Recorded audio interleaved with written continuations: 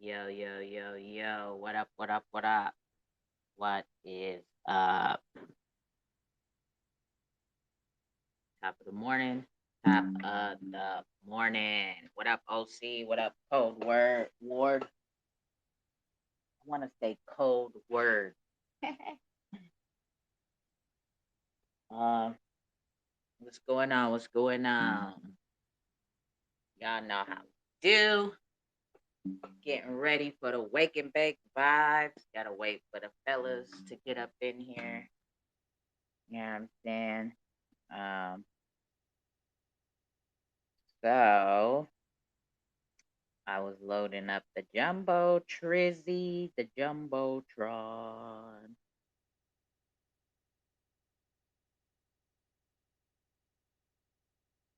Uh,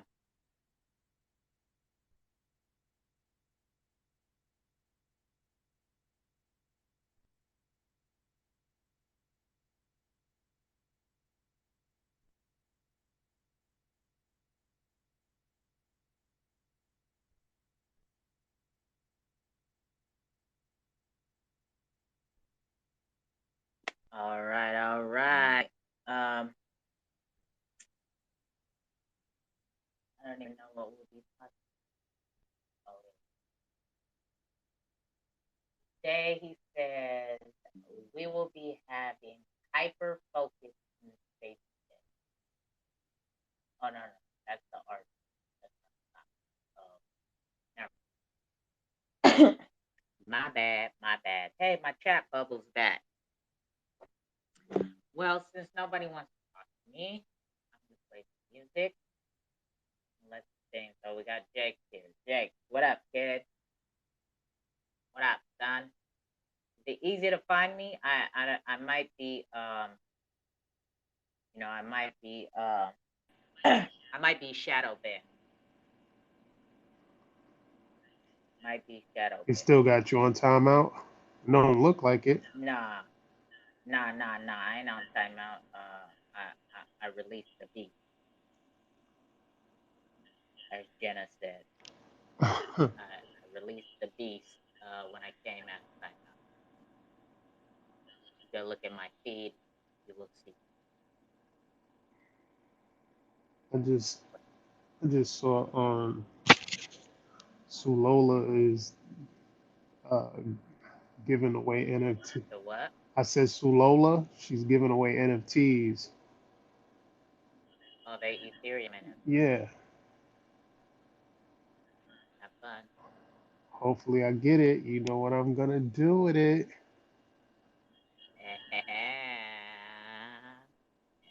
Do you got any Ethereum to sell it, to move it?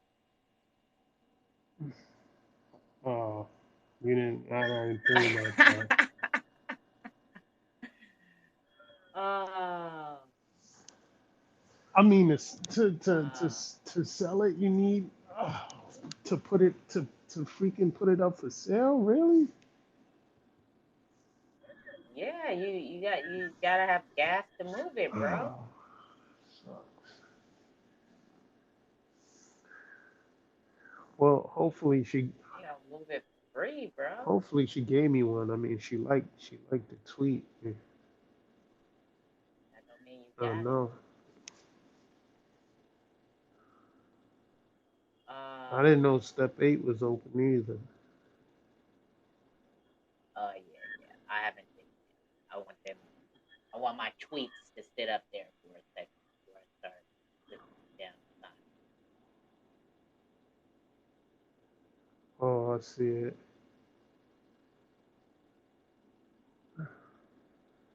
I see a dumbass making a community whole troll type NFT for get too broke.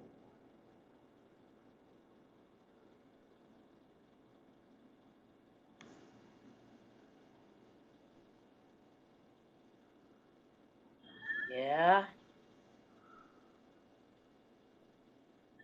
but it's easy to find the space because when I get shadow banned, people start saying they can't find it, they can't do it. Uh, was it? Yeah, the space popped up. We early though. We early. Oh, let me send this shit to Rob. See if Rob come back. If he was a one-hitter quitter. Oh, I gotta send this link to the dude. What's his name? Like, let's pull up so we can play his man.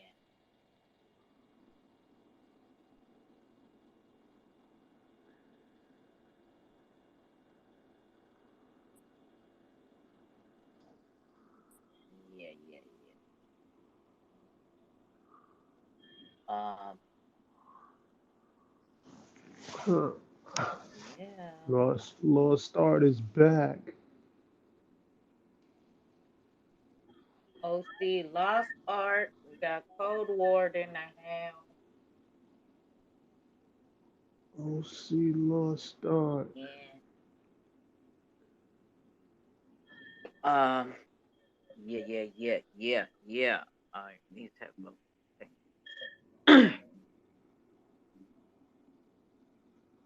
Did the captain come on the ship at all last night or today? No, I Uh, didn't even check. What up? What up? what up? What up? What up? He came on Last last minute night, right? packing. I hate this shit. He What? came I'm on on last last minute night. packing. Wait, what? Wait, hold one at a time. Go ahead, OC. Is Bro, you sound high as no, fuck and tired as fuck, bro. who you? Jakes. Oh, um, what did you say he came on last night? Oh, I knocked out last night and didn't pack. Now I'm last minute packing right now.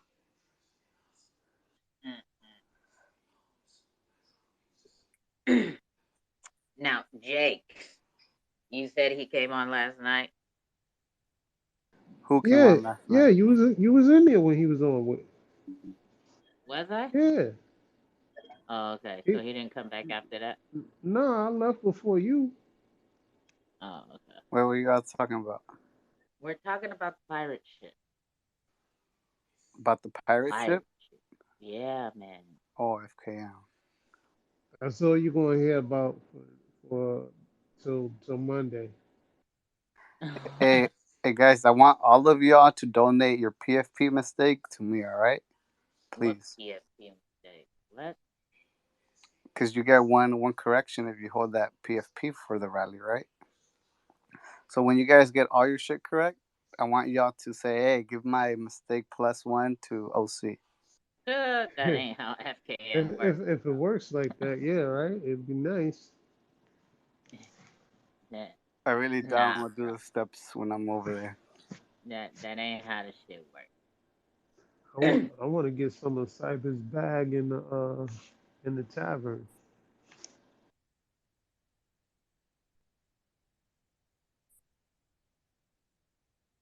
All right, guys, I'm gonna drop down, need a shower.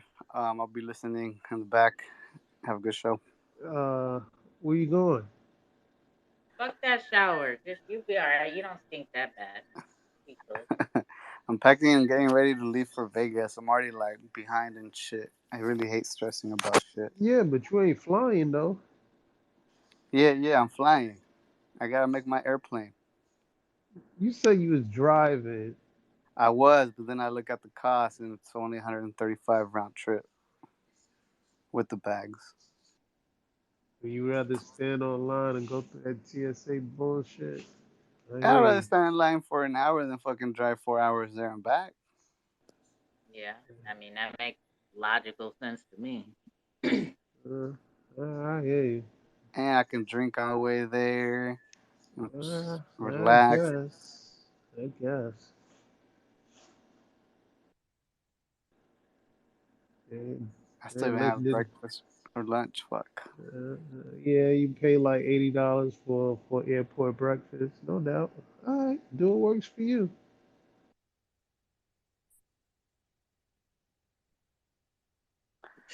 Just getting used to the moon lifestyle, you know.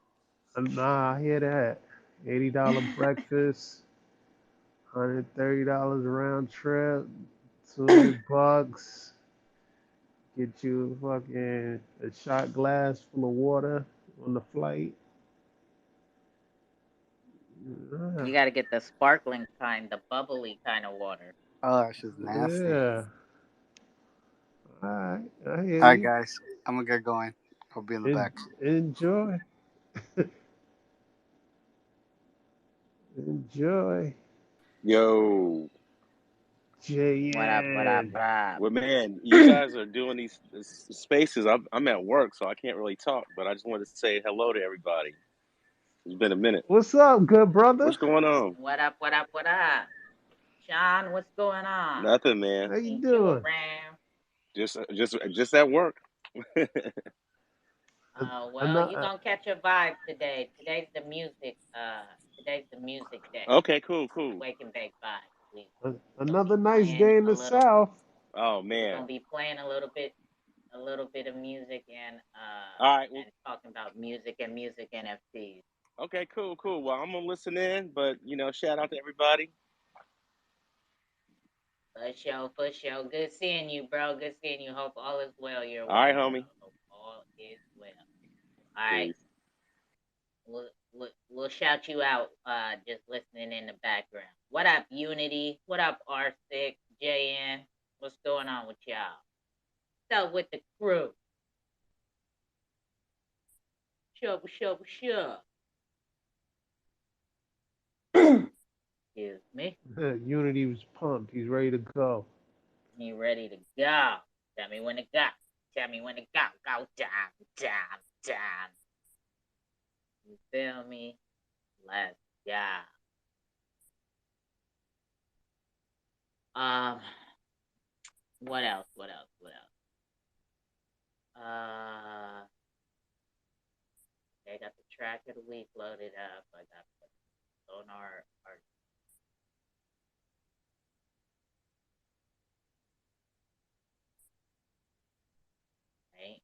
ain't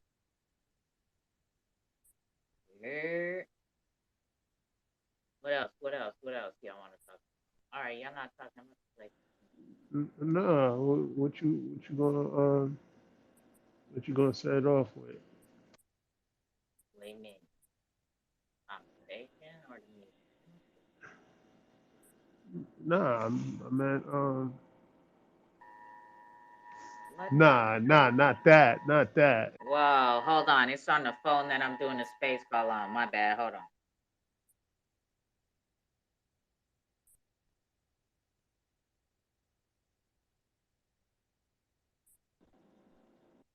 Oh, that was wild, bro.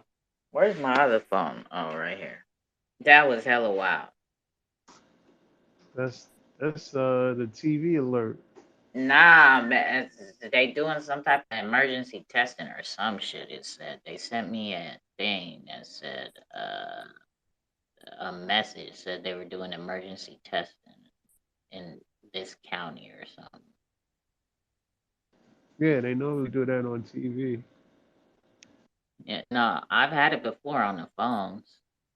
They be doing it on the phones too. Be tripping.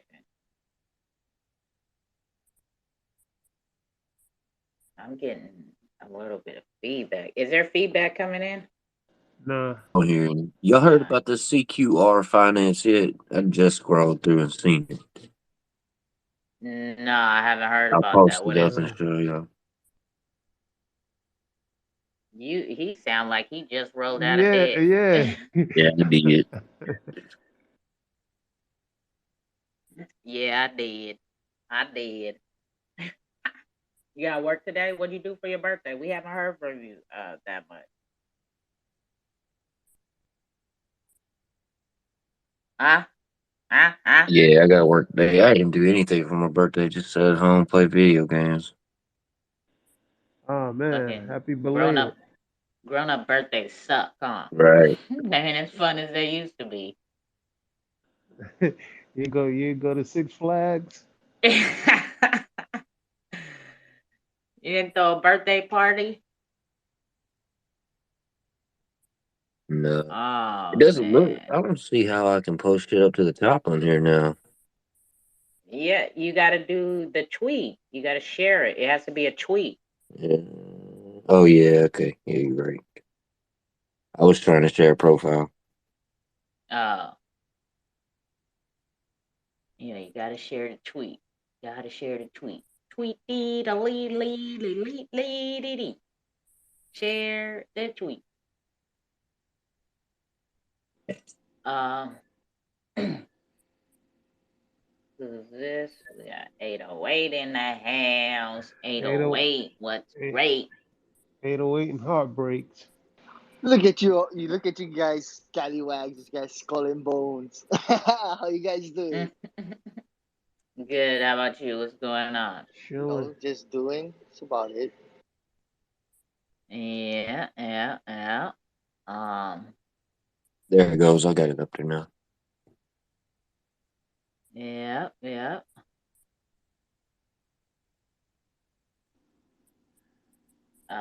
Let me see. I'm gonna have to bookmark this. Link below Yo, to add R6, our trust. they don't have no amusement parks by you? Now the closest amusement park is probably Blue Bayou, and that's down by Baton Rouge. That's about 2 hours away. Baton Damn. Rouge. Yeah. I could go to Galveston or South Padre Island or anywhere from where I'm at. It's Wait. about the same distance to South Padre Island, Texas, to New Orleans and Baton Rouge and all that. So I'm looking on the CQR Finance. It says a new financial primitive enabling a creation of synthetic assets. Yeah, that's what had me intrigued. Synthetic assets. Yes, that means fake. Right. So I don't understand. That has What are they doing though? of synthetic assets. What does that mean exactly? Well, you know what? Don't even question it. Just go with it, right? Because when you question it, you're a bully and you're a troll for asking questions. Just go with what they're selling. Just, They take what they're have selling, bro. 1,087 followers, and they're not following anybody. Yeah, just take what they're following, bro. There's no need to, don't even question it. Just buy it, bro. Just, you question it and you bring it to the community's attention, and you're a bully and a troll and you're toxic, okay? So I like just how you don't do say it. it. Very Versus soon, DeFi banks. will be a part of the Xrpl. CQR Finance are working behind the scenes. Very soon, it will be a part. Wow. That is stupid. Yeah, that's let me take that off of here because people look up on this jumbotron and then they be like, oh, too cold. It had it on a jumbotron. That must mean it's cool. Actually, let me DM this real quick to Yeah, go ahead and send that over to Rippleton. uh-huh.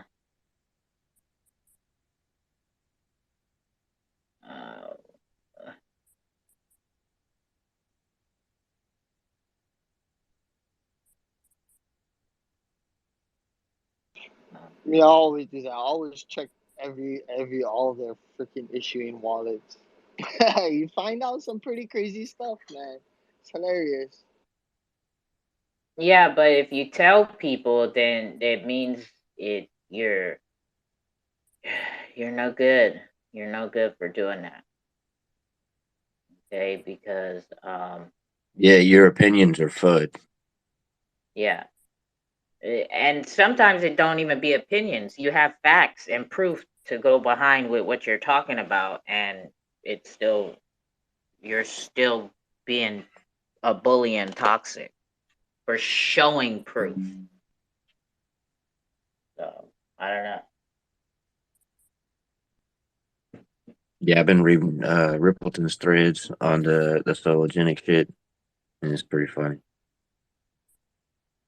It's so this is a thing, right? If you look at my tweets from today, and quote unquote influencer, right, decided to send for me yesterday, but didn't want to make my name blue in their tweets, right? They didn't want me to know that they were sending for me, but they were talking all about me. But plenty of people DM'd me and let me know. So, but I was also informed this quote unquote influencer has a burner account. And if you look at the very, very first tweet on the burner account says something, it says exactly this. The very, very first tweet says, and it's following me. It's been following me, I guess. I don't know. It's one of those profiles that doesn't have a picture, right? It's gray. It don't have a profile picture. And they're from 4 days ago, their very most recent tweet says, just like big exchanges, if you are too big not to reply on your tweets, then you probably are fake. So this is from a quote unquote influencer's burner account. Now you're talking about exchanges, and this influencer co-hosts with Sologenic sometimes when they have space calls. But never once have you ever heard this influencer ask about their XLS20 marketplace. Are they testing it on the DevNet? Why isn't it open to the public to test, or none of that? But from the main account, not asking no questions, just defending Solo and came in my comments of one of my tweets that I tweeted out, and because they decided to stroll in my comments, I wasn't talking to them specifically. I was talking about the whole Solo community that fucking attacks and doesn't ask questions, specifically the people and employees that work for them. And she decided to come in my tweets and comment. And when I set her ass straight and told her about herself, that makes me the bully and toxic, because she strolled in my shit, talking shit, and didn't expect to get shit talked back to her. Like, fuck out of here. People are weird, bro. Yeah, I don't know what world these people are living in. Weird. Weird. Weird. And then you have fucking the fucktard Mauricio in the same shit, talking shit. They both sent for me yesterday, right? Talking shit. Well, we would leave her alone if she can't take the heat, so stay out the kitchen. Is that what you really just said? Because the whole heat started because I asked you, because you were hosting the space call. I asked you and your project about your XLS20 marketplace, and you kicked me off the stage and started these attacks from there. So who can't handle the heat? You doxed people and all the shit. So who really can't stand the heat if we really want to go there? Like, come on, bro. Fuck out of here. They can't handle the heat. Fuck out of here. Yeah, that But same anyway. influencer knew about the bot situation too. And don't say nothing, right? Don't And say did you see nothing. that picture? Yeah, did you see Mm-hmm. that picture I attached? Think it's Yep. funny that you led someone where you invested $1,000 and now it's worth 10, and you make a comment that says, hey, remember when I talked you into getting into this? Like, it's fucking funny. You know what's funny? Yeah, wait, I got She dumped on just by their butt, by see. their That's what bots I too. mean. You remember that shit, right? And Yeah, in December. me and a few people were very vocal about it then, and nobody did shit. And I was like, damn, like, you guys, we have the facts. We have the fucking. You can watch this bot if you follow this address on XRP Scan. You can actually watch it. And you know what? By knowing that information, you could have benefited from it as well.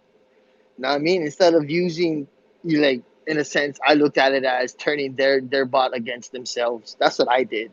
I used that bot to my benefit by being able to put buy and sell orders in certain places. They're like, fuck this. They're like, do this shit to some people. I'm gonna do some shit to them. But I did it in a way that I knew how. But and I tried to yeah, me Mega Man. That's why I always share that medium from the hater from Cuentos de Sada, because he's the one that really dove deep and followed all their accounts. Like literally found 9 children accounts under their parent account, all followed, all led to one account that was opened by Bob Ross's um old project before Solo, which was Coin Me or Coinfield. And yeah, that's all I gotta say. Crazy shit, man. What a show, right? Like fuck, fuck out of here. People are they. I mean, they understand the power and influence that they have when it affects their pocket, but when like obviously they don't understand the responsibility that comes attached to it, right? Like people are fucking lame You as know what I fuck. mean? Like I don't like them, but they're smart people. You know what I mean? They could be using the knowledge to help and do a lot of good, But that's the thing but they're is not. being helpful and being real about shit and asking real questions. And it's not even about right. I'm not out here purposely trying to be controversial. It's but I'm not no boo boo the fool, right? All money ain't good money, and just because you throw something at me and want to pay me this or pay me that, if your intentions and me doing my research behind what it is you're doing and all this, and I don't find it aligning with my personal morals and values and standards, I'm not going to jeopardize that just for a bag. I don't care how easy it is for me to hit the tweet button. It's like what I tweet out, I understand people, even though I don't like to be considered an influencer, but I know that what I tweet out, people take into consideration and thought that this must be good if Too Cold is, saying do your research about this project, right? So like I don't give like it's just not it's not worth it. Like fuck out of here. And then to hear somebody come, like when shit was going bad with that other project, to hear like I had hella DMs when that which project I'm talking about, the fucking very fucking fucktardy project that You know what's has funny, Tuco? resurrected. That's actually how I found you, the first place. I was like, this motherfucker is real as shit. You know, you came out. You was like, I was wrong about some shit, but I'm gonna keep it real. I'm gonna help out and do what I can, and and that's how I was like, man, now that's real shit. And Right, and nothing can be done. Who does that shit unless you're not a it's real fucking person? yeah, and like to hear people like when all that shit was going on with the ape project, right? And all the I had so many fucking DMs of people from like Indonesia, the Philippines, third world countries saying, you know, I had this put in it and now it's worth nothing, and it is like 7 months worth of work for me, and now I have nothing. What should I do? And it's just like fuck, like damn. I'm sorry. Like I wish I could help you. I wish I could replace it for you. You know what I'm saying? But like people don't it's I know that I am very sympathetic to I'm very sympathetic and empathetic when it comes to people's pain. You know what I'm saying? And for those people not to have a voice and not to be able to be heard, right? And it's just like calling out these fucking other projects and these quote unquote influencers, right? They use their influence, but they ignore the little people, right? They won't answer certain people's questions because Shit, we all do it. We click on a profile picture, we see what their fucking follower count is and this and that. And it seems like the influencers, right, who have high ass followings, it seems like they ignore the accounts that don't have a substantial amount of following, like to respond back to their question. But in the same thread, you can see them responding back to somebody who has a large following count, right? Like, You fuck always see out of that here. happen. You know, you always see that Everybody's happen. fucking equal, man. And then when they host space calls, they only let certain people up on the mic. Fuck out of here, bro. I don't give a fuck. Everybody can get on the mic in here. And I even let the trolls get on here, right? And then they have their moment to shine, and when they show their ass, it's you gotta go, I like that shit. Even the trolls get their time to shine. right? But as Oh, soon you as you missed show it. your ass, you gotta go. Oh, last night in OC's room. Oh, that was funny. uh,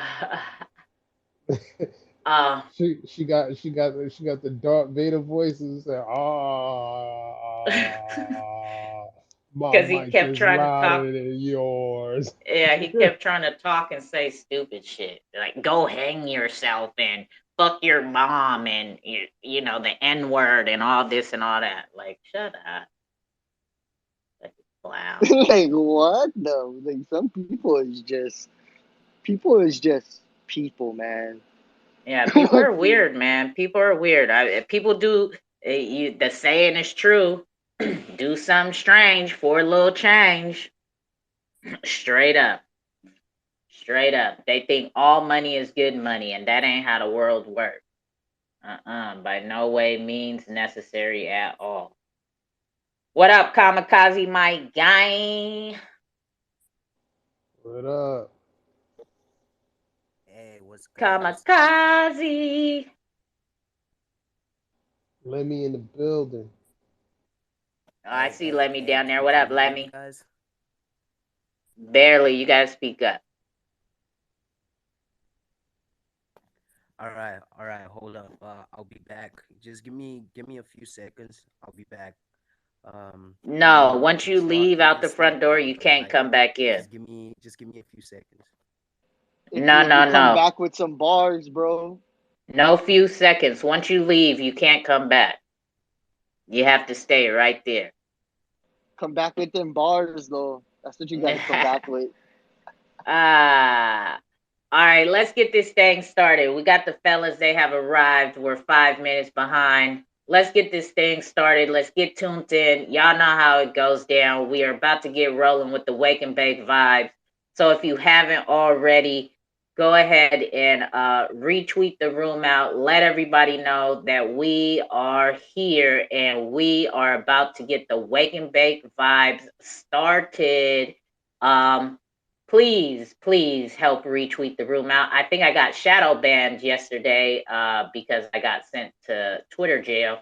So it might be hard for people to for me to be reaching people right now until I break out of that shadow ban once again. But here we go. Let's play the Wake and Bake vibe song before we get started. Here we go with the Wake and Bake song, y'all. Little farmer, a big farmer. Play on words, gotta stay conscious. Gas or organic ganja. Wake and bake to go kamikaze.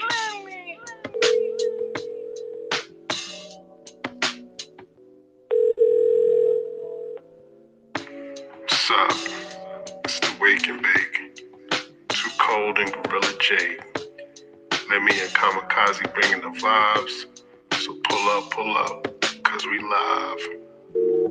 Yeah, an OG, smoking OG, good. I crush it down, break it up, roll it and smoke it slowly. The organic grown trees, a puff of that good weed. Could put you on a vibe that can make for good stories. Go ahead and proceed to pass the joint and don't forget to play some music. Play some good It will vibes. stimulate the mind once you get into it. We can talk about it if you're into it. That's on me, let me and Too Cold get into it. We all about the music, we all about the movement, creating a new movement. All about the vibes and there's nothing to it. Legendary status is where we at. Music is therapy, so just relax. Triple dose of the music facts. No side effects, you know where it's at. Little farmer, a big farmer.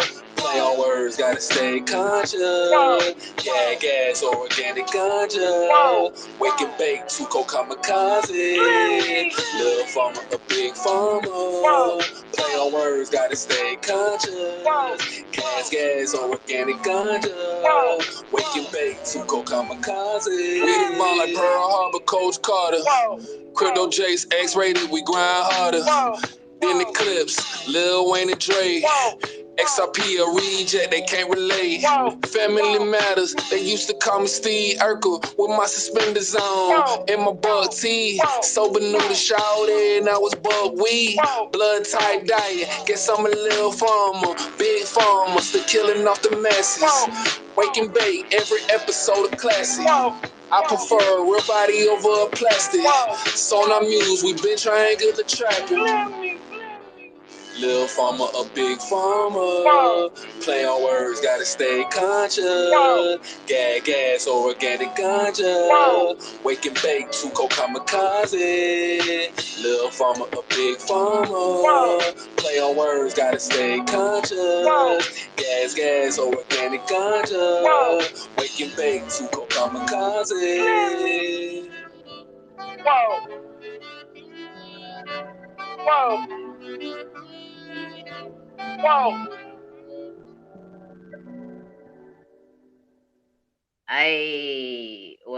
Kamikaze still hasn't made it back yet, but Hey, that was dope. yeah, that's the new Wake and Bake anthem for every Thursday. That is the track we will be running every single Thursday before we get started. That's the Wake and Bake vibe song, y'all. There we go. We got our guy Kamikaze back, I think. Hit it again, Kamikaze. I pulled you up and Twitter kicked you back down. Twitter be hating. It don't want to be congratulating. I'm mad he still got his 100. He still got his what? His 100. Oh, he hasn't updated then. Yeah.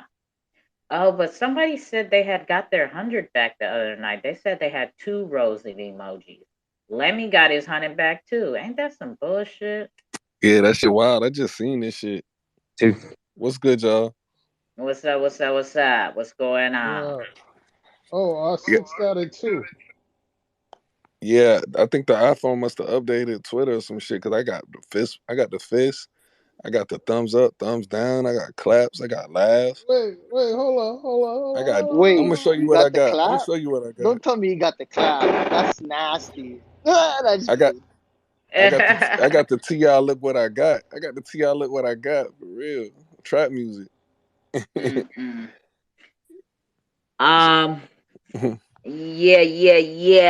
Kamikaze, you there? Yeah, there you go. Y'all can't get mine. You got an iPhone, Jake? You know I do, brother. You know I'm family. Shit. Stop playing. Shit. Well, see, try to update your Twitter because I think mine auto updated and it's like that. All right. Yeah. You there, Kamikaze?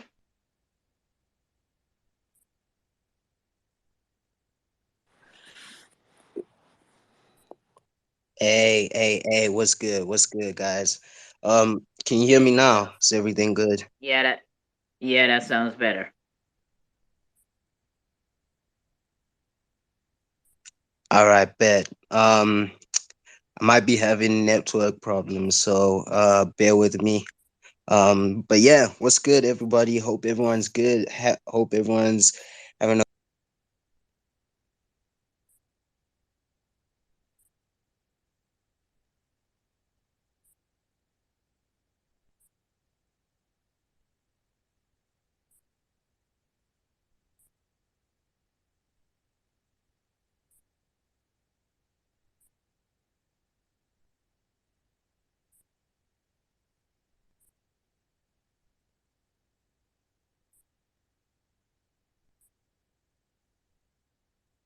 Am I wrong?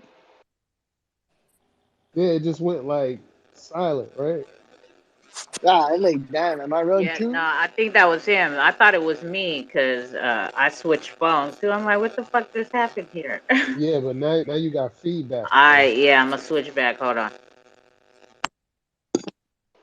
Yeah, I know I'll be giving it them vibe, that feedback vibes, girl, Jake Bang like that.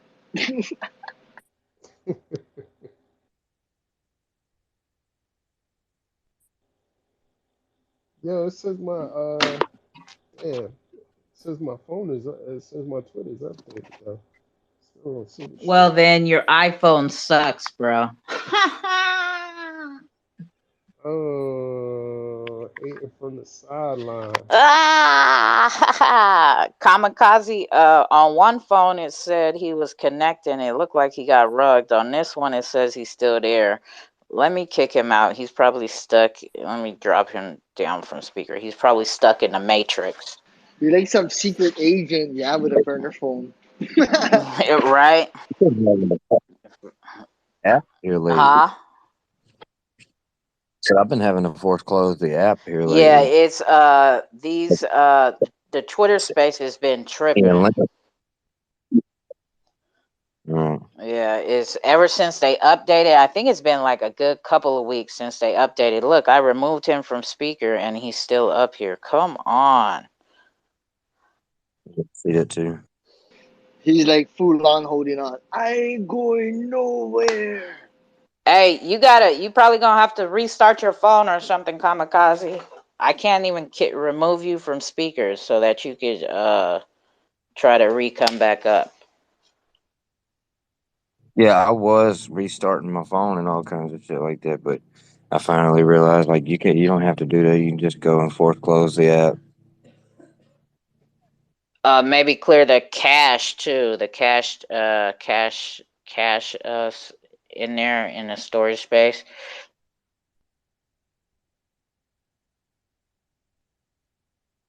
Yeah, I don't know if that'll close the app and fix the problem. No, it won't close the app, but it'll you clear the cache. Kamikaze, you gotta get oh my god, I'm not about to do this all day with him.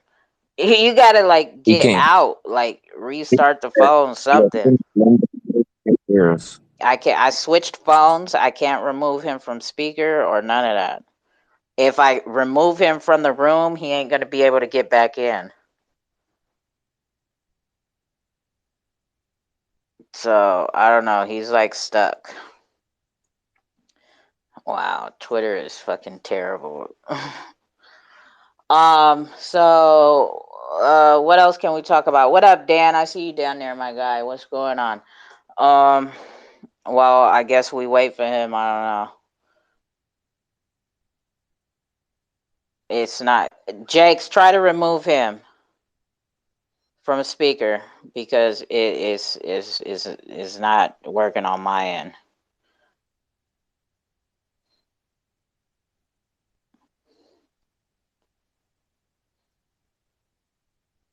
Okay, finally. All right, so he's coming off.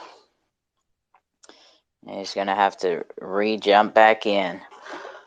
Um, what does this thing say right here? It says the topic is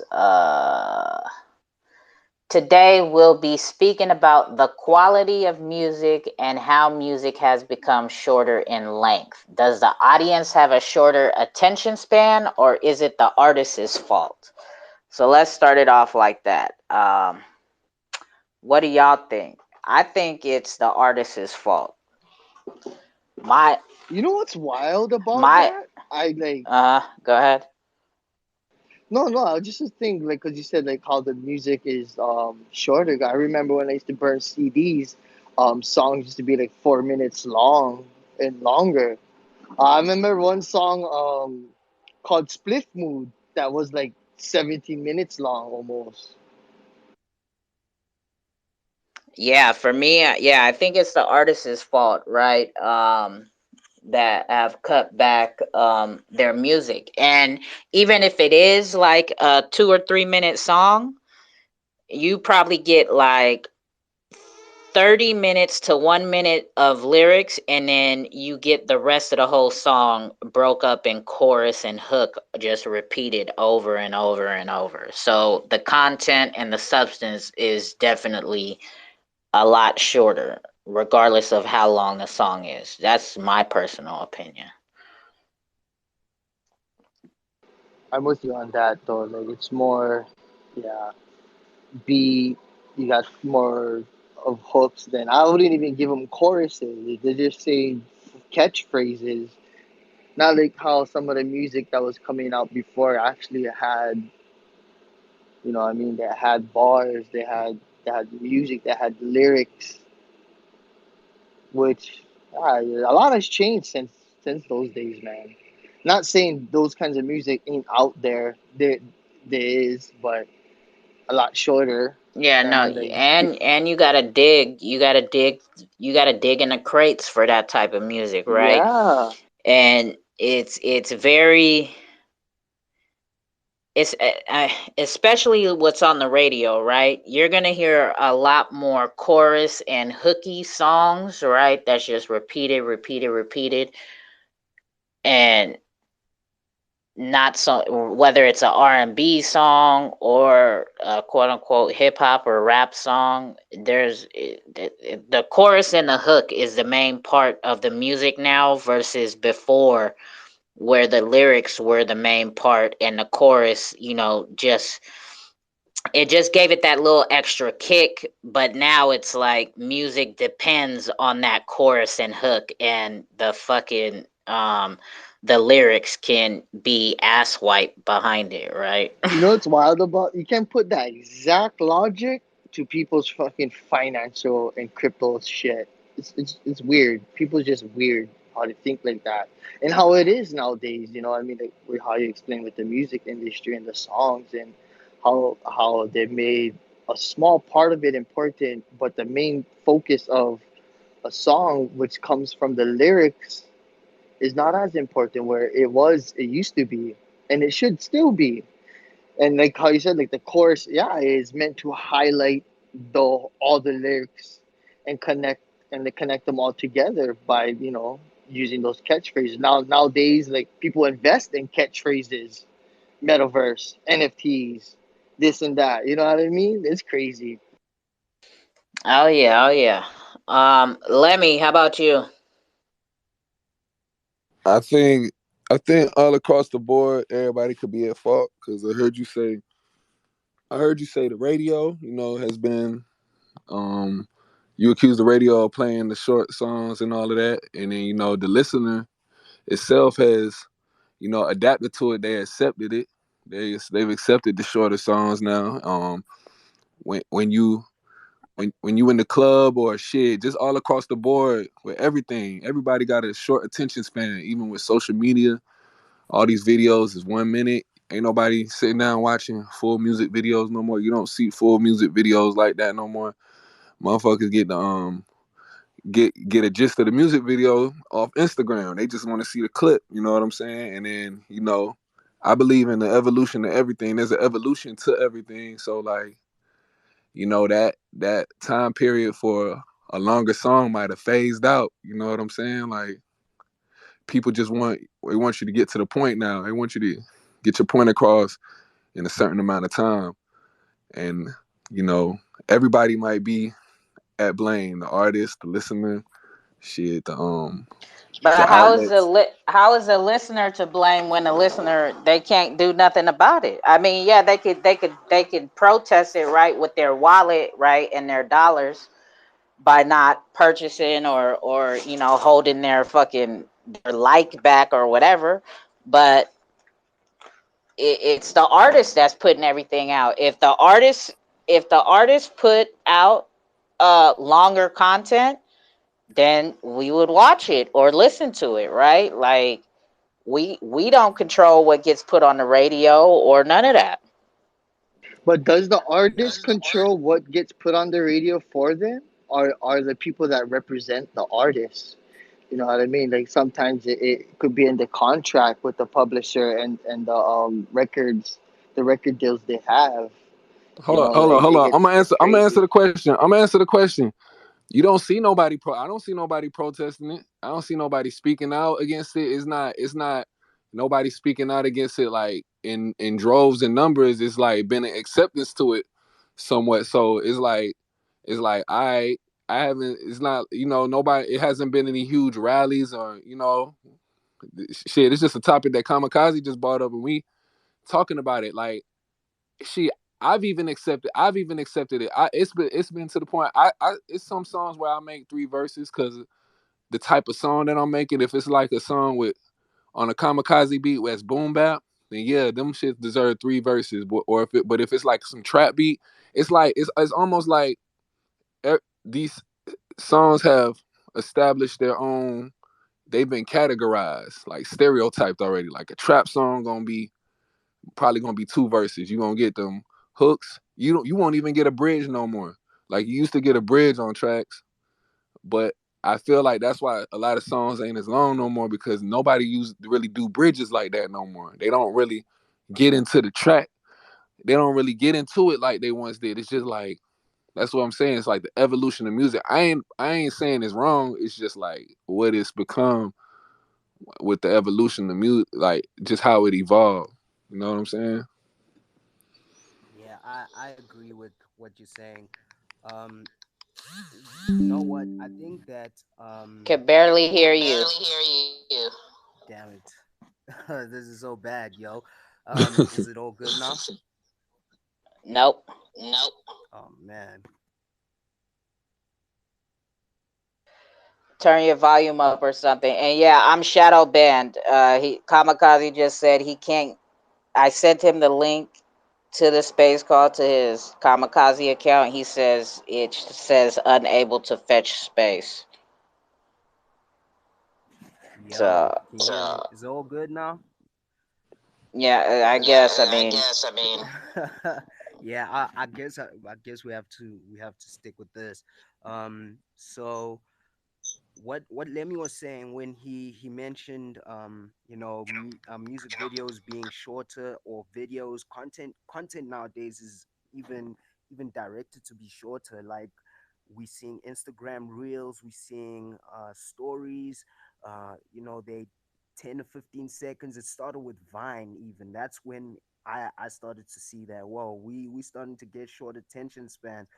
We started watching shorter video clips, 15 seconds, and we get entertained by 15 seconds, and we easily like entertain. We're okay with that. Like, let me say, we're not even complaining about it. We could just tell the artist, like, yo man, your songs are too short. Like, why don't you make them longer? Or we always asking, like, I'm always seeing tweets where they direct these tweets to the artist saying, yo, when are you dropping your next album? When the artist dropped like maybe a month ago. People are already consuming the music too quick, and then they already have something to say about it without even digesting it fully. So that's one thing that I've noticed, that we as an audience do also play a part. It is also our responsibility to let the artists know that, yo man, we enjoy having your songs a bit longer than you do make them. Why don't you make them longer? Because we like what you make, rather than just easily accepting it. I think, I don't know if Lemmy mentioned the example that he mentioned to me earlier about like XX Tentacion, and him somewhat pioneering this new age of shorter songs. We just consume shorter songs and we enjoy that. Or it might be just the SoundCloud age as a whole that drove us to start listening to shorter songs. So yeah, I feel like it somewhat is the audience's fault as well. are I are got you on headphones or a speakerphone? Because it's like you're whispering, bro. He's He's serenading. We'll call it serenading. serenading. You want me to try to send you the link? I could try to send you the link. Might say the same thing, bro. Did Oh, you I might say. restart your phone or something? That might be the thing. Why he try to restart his phone? I got a question for everybody. What's the last song y'all heard like that y'all remember vividly with 3 verses on it? Like the rapper spitting 3 verses. I could tell you mine. It's a Nipsey Hussle track, Racks in the Middle. Like, and the only reason that I remember that track having 3 verses vividly because I was listening to it with some friends, and when he went back in, when Nipsey had went back in for the 3rd verse, they was like, "Damn, this motherfucker spitting 3 verses." Like, when the last time you heard that? Like, they was going, it was like one of them moments, like, just trying to come, like, I guess having a nostalgic moment as a listener. He's like, "Damn, he doing 3 verses," and it's like, yeah, you don't hear that shit no more. But that's, I'm pretty sure I heard a song with 3 verses since then, but this is the one track that I remember vividly having 3 verses. If anybody can tell me, then when the last time they heard 3 verses in a track, it can kind of tell you, as a listener, like, damn, like it's been a minute since I heard 3 verses.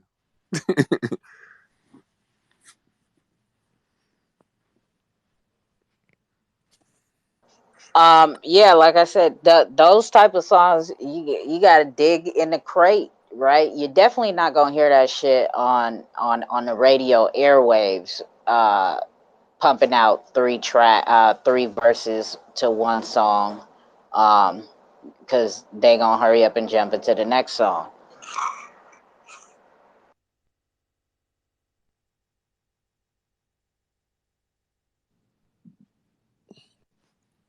Facts. I'm like, motherfucker might have to say, I was listening to Biggie the other day.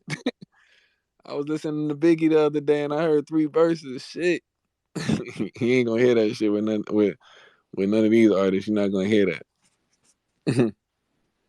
Yeah, Nas, I listen to a lot of Nas. He be having verses. Yeah, Nas, Jay, shit, even Kanye. Kanye got a different music style too. Like he got that Jesus Lord, but it's not 3 verses from him. It's them shit be having features. So I don't know. I don't know if that counts. yeah, I it don't know does if that count. counts. It does count still, though. You know Oh, it's what? gonna count. Yeah, I think it does count because it's still a long song. But you know what I've noticed? I think like artists only make long songs when it's something sentimental. It's like one of those deep songs on the album. Like I was listening to the space last week. I was just listening to the rerun, right, the recording, and because I came late, and I heard Lemmy mention, the structure of albums. Like I think that should be a topic even of its own. Where he said, the artist has, the hype songs in the beginning from the hits to like a new banger, then like almost in the middle, it's more of the, the sentimental low key, come together songs, or even close to the end, it's those kind of songs, the love songs. And then, at the end, it's more of the, sentimental, deep stuff. But close to the end, of the albums, you usually get the longest songs, the songs with all the 3 verses, or even songs with, deeper content that you might need to take time to digest. And I feel like those are the songs that the audience skips nowadays. It's more about the hype and stuff. So yeah, that's one concept that I think also plays a toll on the audience. You know, the lengthier songs are almost at the end of the album, so your attention span is already kind of gone, and you're not even consuming that. But yeah, old school music, yeah, they had the longest verses. They had like all the time, and it was music that you never really got tired of. You would want to repeat all those 3 verses again. But nowadays it's like, 3 verses, okay, yeah, if it's a good artist, you would want to listen to it. But if it's not, then no. But yeah, that's my take, man. That's my take.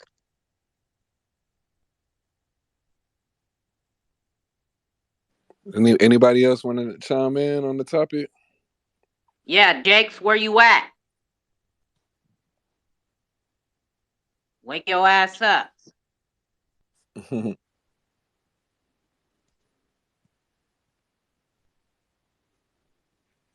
Yeah, and then in the club era is different. The hip hop has garnered a different audience over the years. It's like the NBA now too. Like they've all garnered a different audience. People from all over the world have tuned in, and you got to look at other genres now too, and you got to look at where those people coming from with their sports too.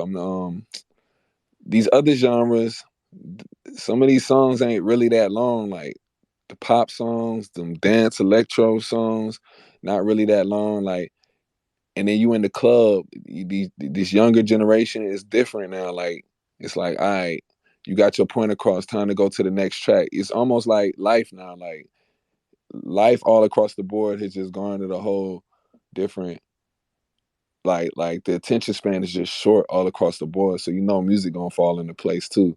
Even going to with Eh, crypto, like they, the crypto wave got a short attention span. Yeah, nobody got diamond hands. You dig what I'm saying? Nobody want to wait for the generational wealth. It's like you know, motherfuckers don't want to do their research. It's like nobody digging in the crates. It's like it equates with nobody wanting to dig in the crates and study the game. Nobody want to study the craft. And I think I heard Tuco speaking of something. I don't know what she was talking about, but how she getting information, but people, you know, I didn't hear what she was saying, but it just goes into that. Like everybody they want something to follow. They don't want to do nothing on their own. You know what I'm saying? So it kind of tap into the foundation of people now. Like the foundation of people is kind of shattered because they don't want to do certain things and soak up game. They don't want to soak up game. So that's gonna in return, um, you're gonna get a short attention span of a lot of things when you don't want to be a student of the craft. I don't mind the music being short, being two verses, whatever, because I look at it this way: if it's a track you hate, you damn sure don't want to hear three verses of this shit. I mean, Yeah, music fact. is a reflection of our life. You know what I mean? Like whoever the artist is, they reflect their soul and what their experiences they go through, and current situations. So in a sense, music now is reflecting of the current the current lifestyle of the masses and how the younger generation is. They want everything faster, easier, with not just music, with everything else, like even how you're explaining, Lemmy, and all you guys about how shorter it is. Especially with the crypto stuff, they want it easier. Make everything more streamlined. Don't want to do too much work to look into this or that. So, in a sense, like it's just a reflection of what's the current situation as a whole, not just with music.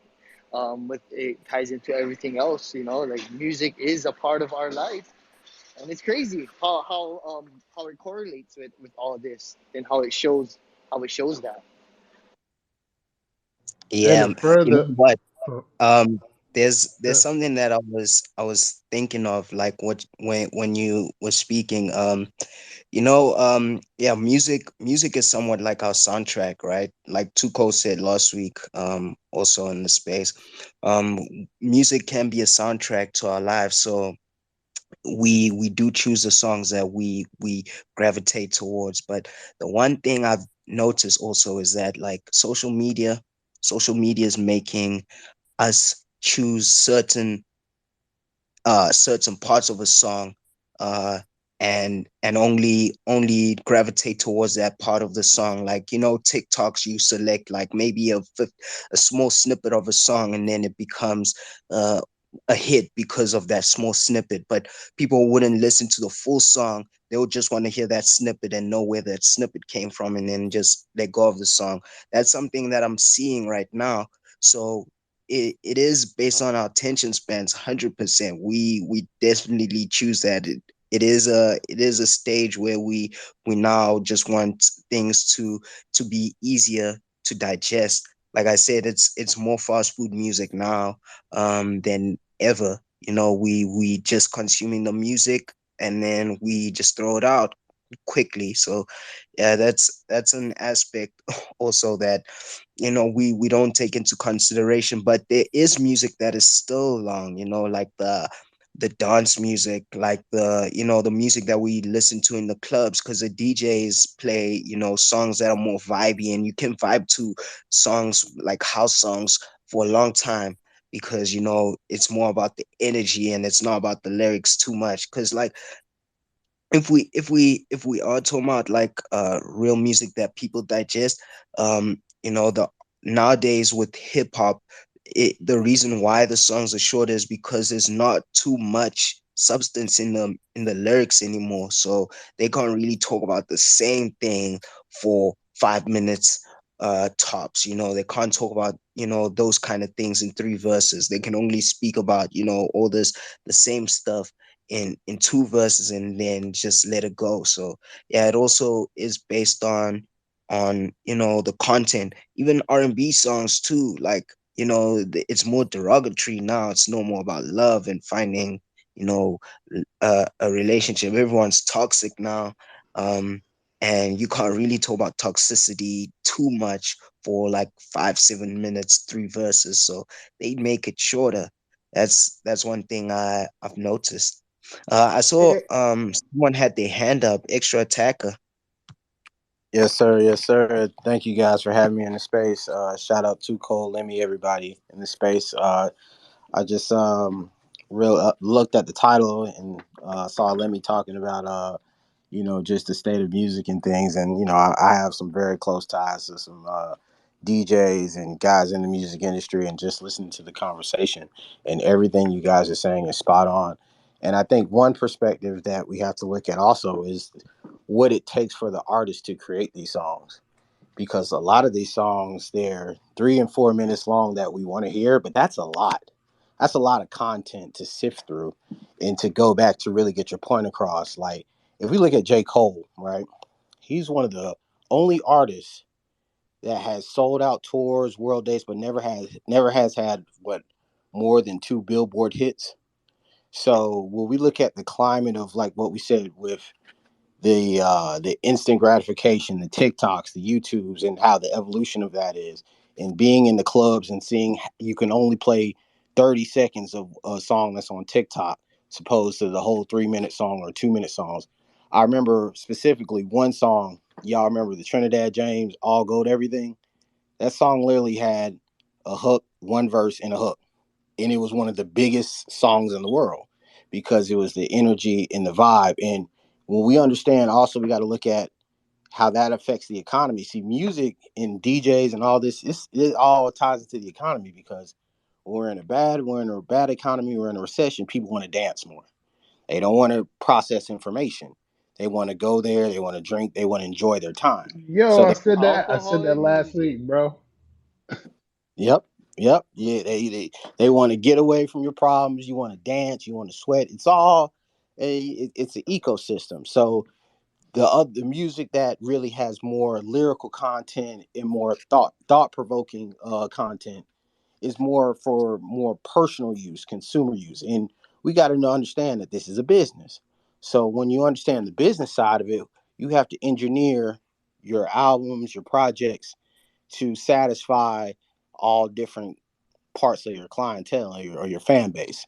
So it's kind of all right. We have to fix enough to do right here, but then we have to put on the back end. Or you have some artists that are amazing lyricists, amazing content, but they never sell because they don't have. You have to find that happy medium, and it's hard to do nowadays with things ever changing and things like this. But also, just to like go to Lemmy's point of how the crypto scale and how the crypto wave is affecting the music, because now what we have is the direct consumer access. So now this is the revolution that can say, hey, I want to hear this content, I want to hear food, because now we're getting into new information, and people want to get fed new information.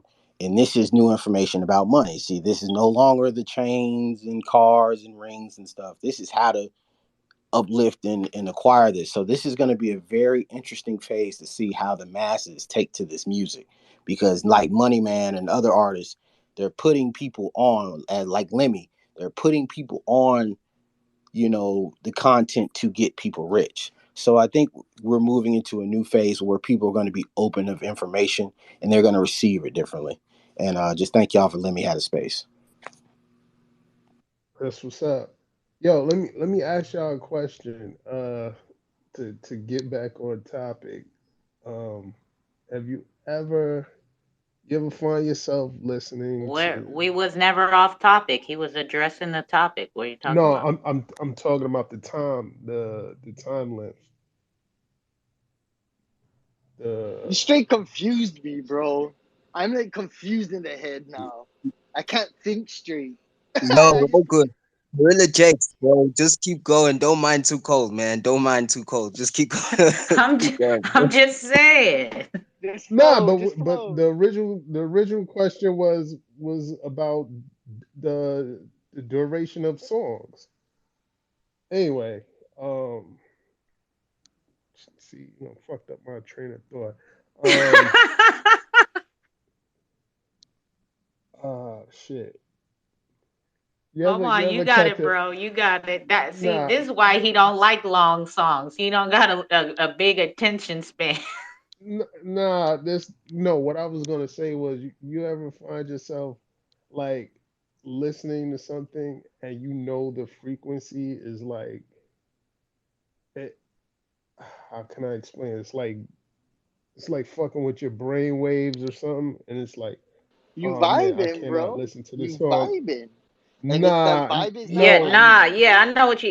It's certain songs can put you in a certain mood or like it's get like you. Yeah, irritating. It's irritating. Like and that's what I like mean by I vibing. don't If know if if if you can't vibe with the sound you're listening to, you won't yeah, you can it music is a strong effect on everybody's body and mind psychologically. What they listen to and what they hear does have that effects on them. There's actually a lot of case studies that went with sounds and how it affects your brain and your brain waves and how you think, which what you're talking about. I There is even some freaking messed up yeah, like studies from freaking the Germans when they were doing the World War shit. I mean, they did some freaking messed up.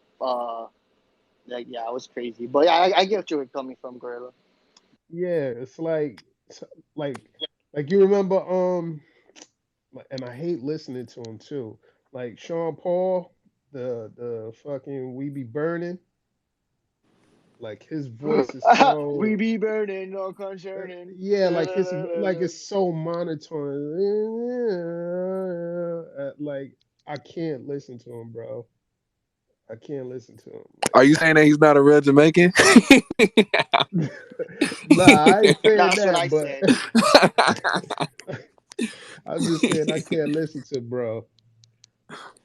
Like So it, you like are you trying to You get know into when like he, are you you trying know to get when he into like came up on the scene, hurts of the song? I was Like like, this this guy is trying hardcore to act like a Jamaican when he first came up on scene. Because for me, I listen to a lot of reggae in Hawaii. I have close ties with a lot of reggae artists. And yeah, and when I first heard him like jam, I'm like, is this guy trying to sound Jamaican? Like, why even try? Just you make good music, but you don't gotta try. Like, shit, he's relax. not nah he's what you consider a coolie. He's really Jamaican though. He's really Jamaican though. He's what you consider a coolie. He don't look Yeah, like yeah, yeah. yeah. But I'll be Jake, screaming, Bati boy.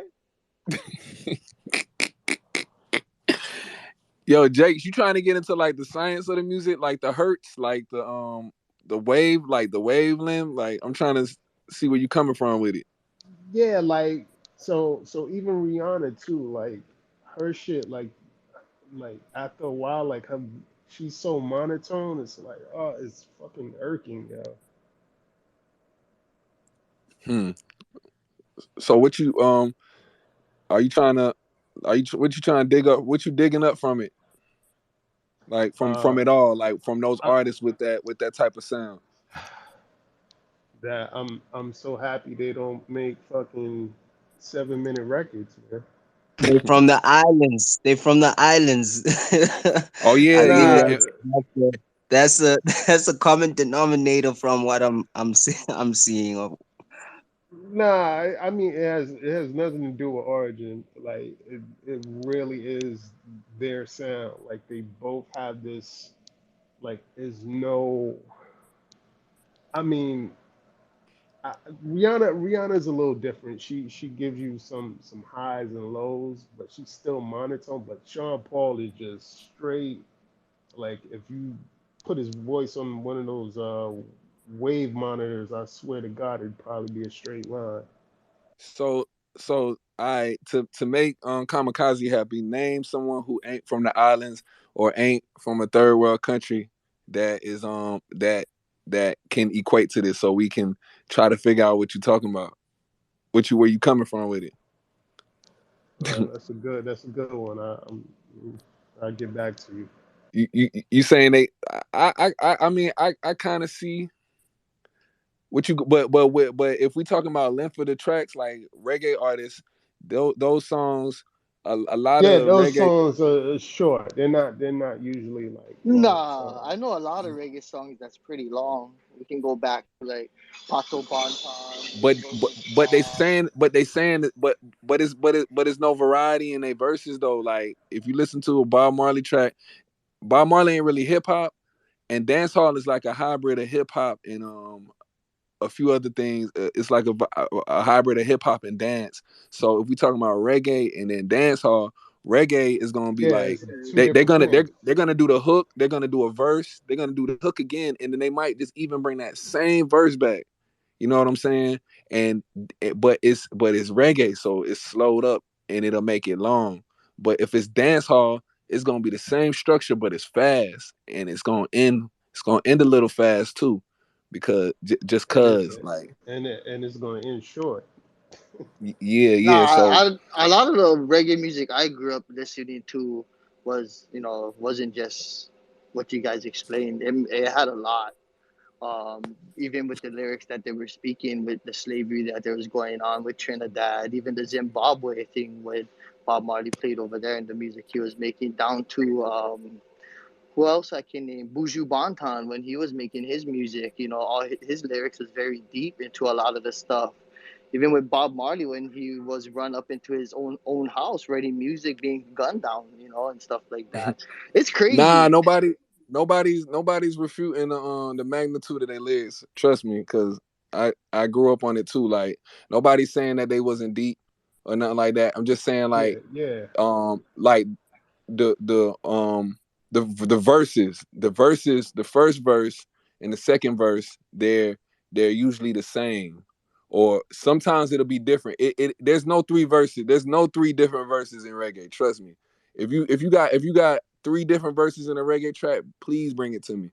It's usually gonna be one. The first verse is gonna get played three times, or it's gonna be a first verse and a second verse that and then they're gonna run it. They're gonna continuously run it back because it's like the message is so deep. They want you to hear it. That's what I'm getting from it. Like it's like, yo, I want you to remember this. This shit is that powerful. So yeah, nobody's refuting like the magnitude of the lyrics because this is like foundation for me as well. So I'm with you on that.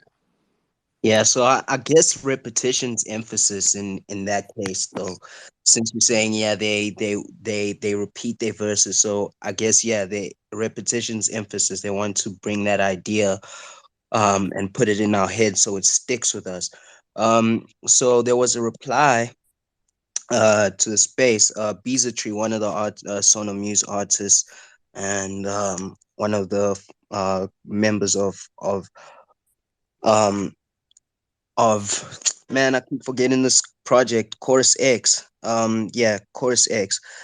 He said he couldn't tune in today, but he always prefers short songs, so he prefers them to having a great song that is too long. So he likes short songs that leave him wanting more rather than a great song that just goes on for too long.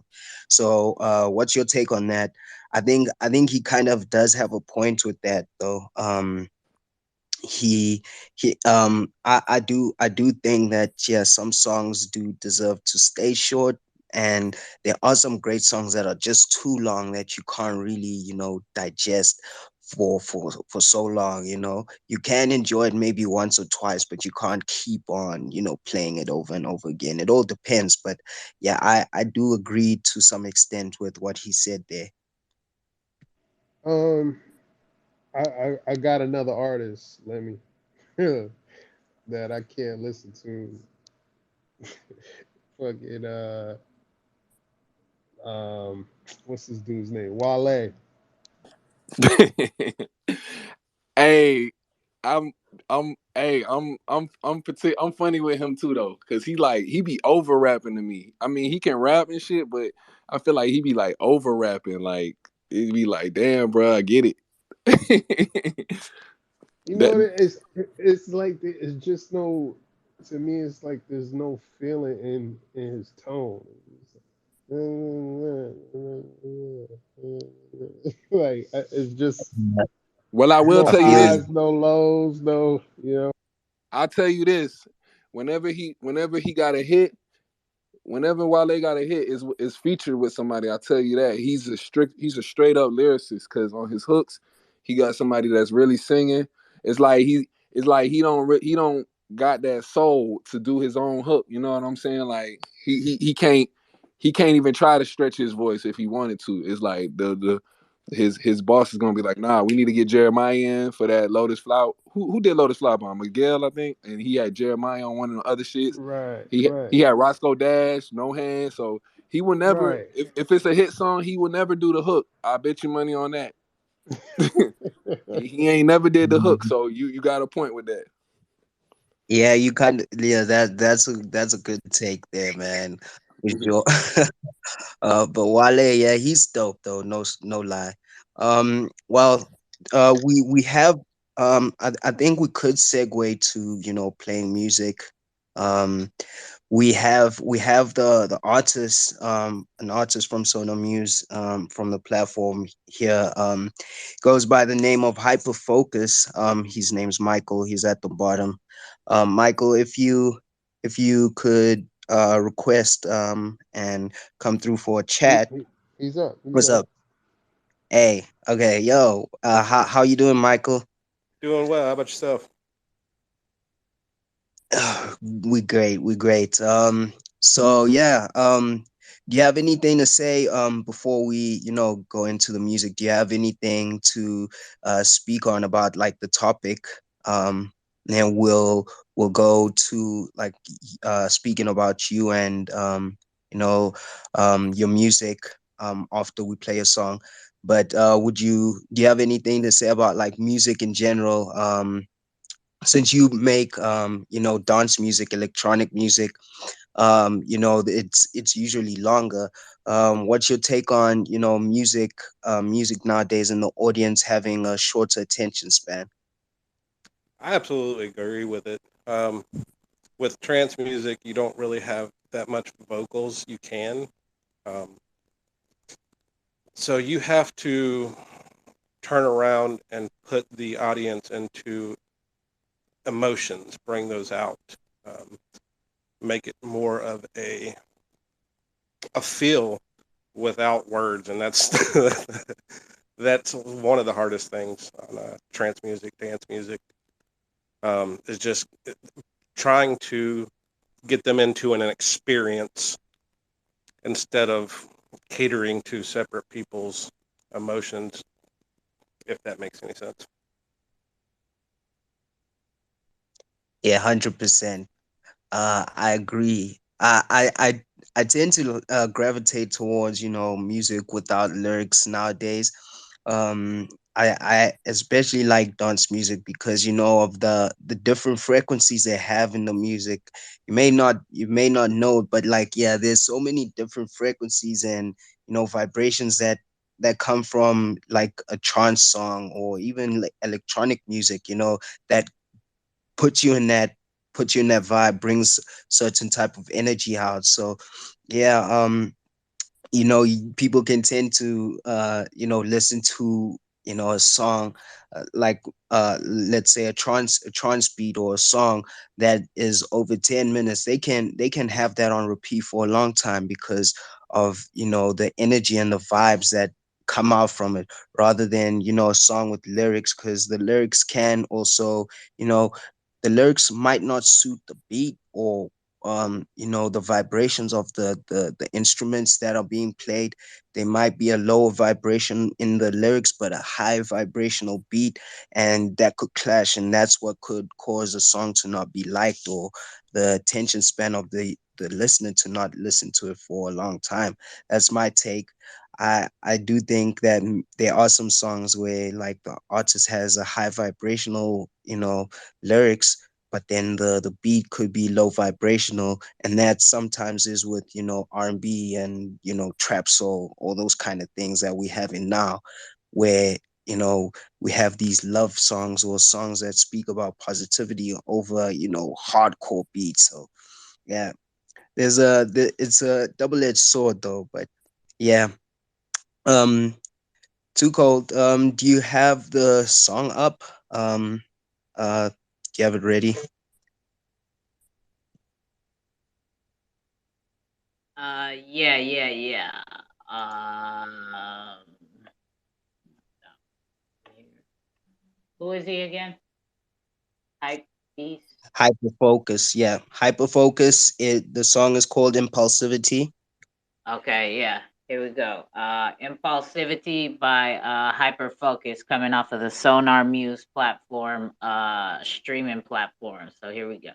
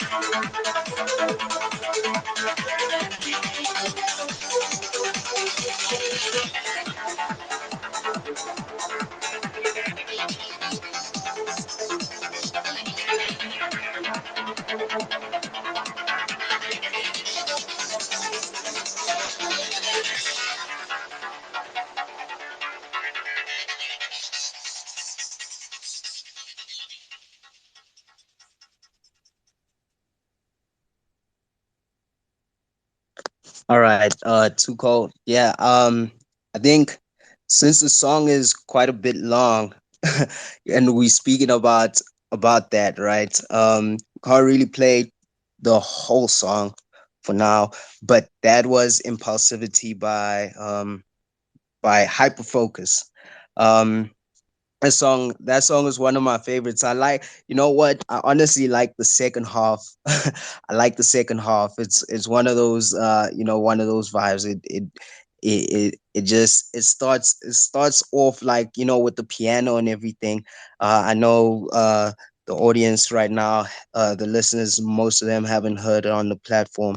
But yeah, the second half has like this piano, and I actually did use it in one of the demos for the website. But yeah, that this one was one of my favorites, and I really enjoyed it because yeah, it put me in that mood whenever I was, on the website and even working on the website, listening to your music. So do you want to tell us like what what made you decide to make the song Impulsivity, and what made you decide to title it that? I think I saw that you have an album. I forgot. Is it called ADHD in Trance or something? Is that the name of the project?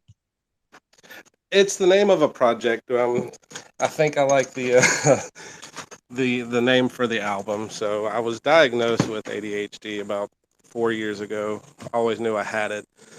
Um, I've listened to trance since probably 2000s, early 2000s, and I kind of dabbed here and there back in the mid 2000s, with electronic music, trance music. Um, and then the past year and a half, I've been working from home.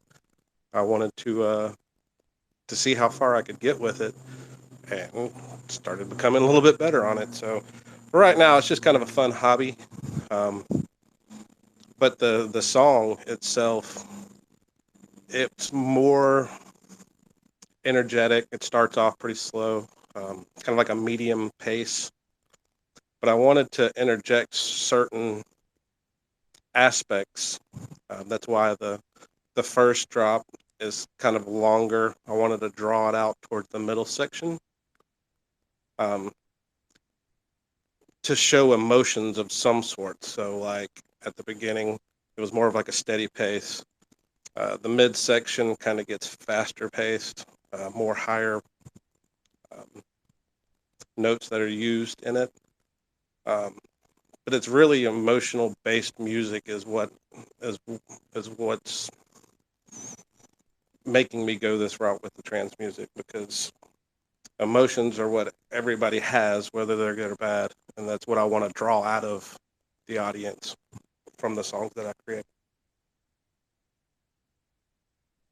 Um, do you think the trans community, do you think they would have a shorter attention span? Do you think they have a short attention span compared to other genres, or do you think they're more receptive to the length of the music?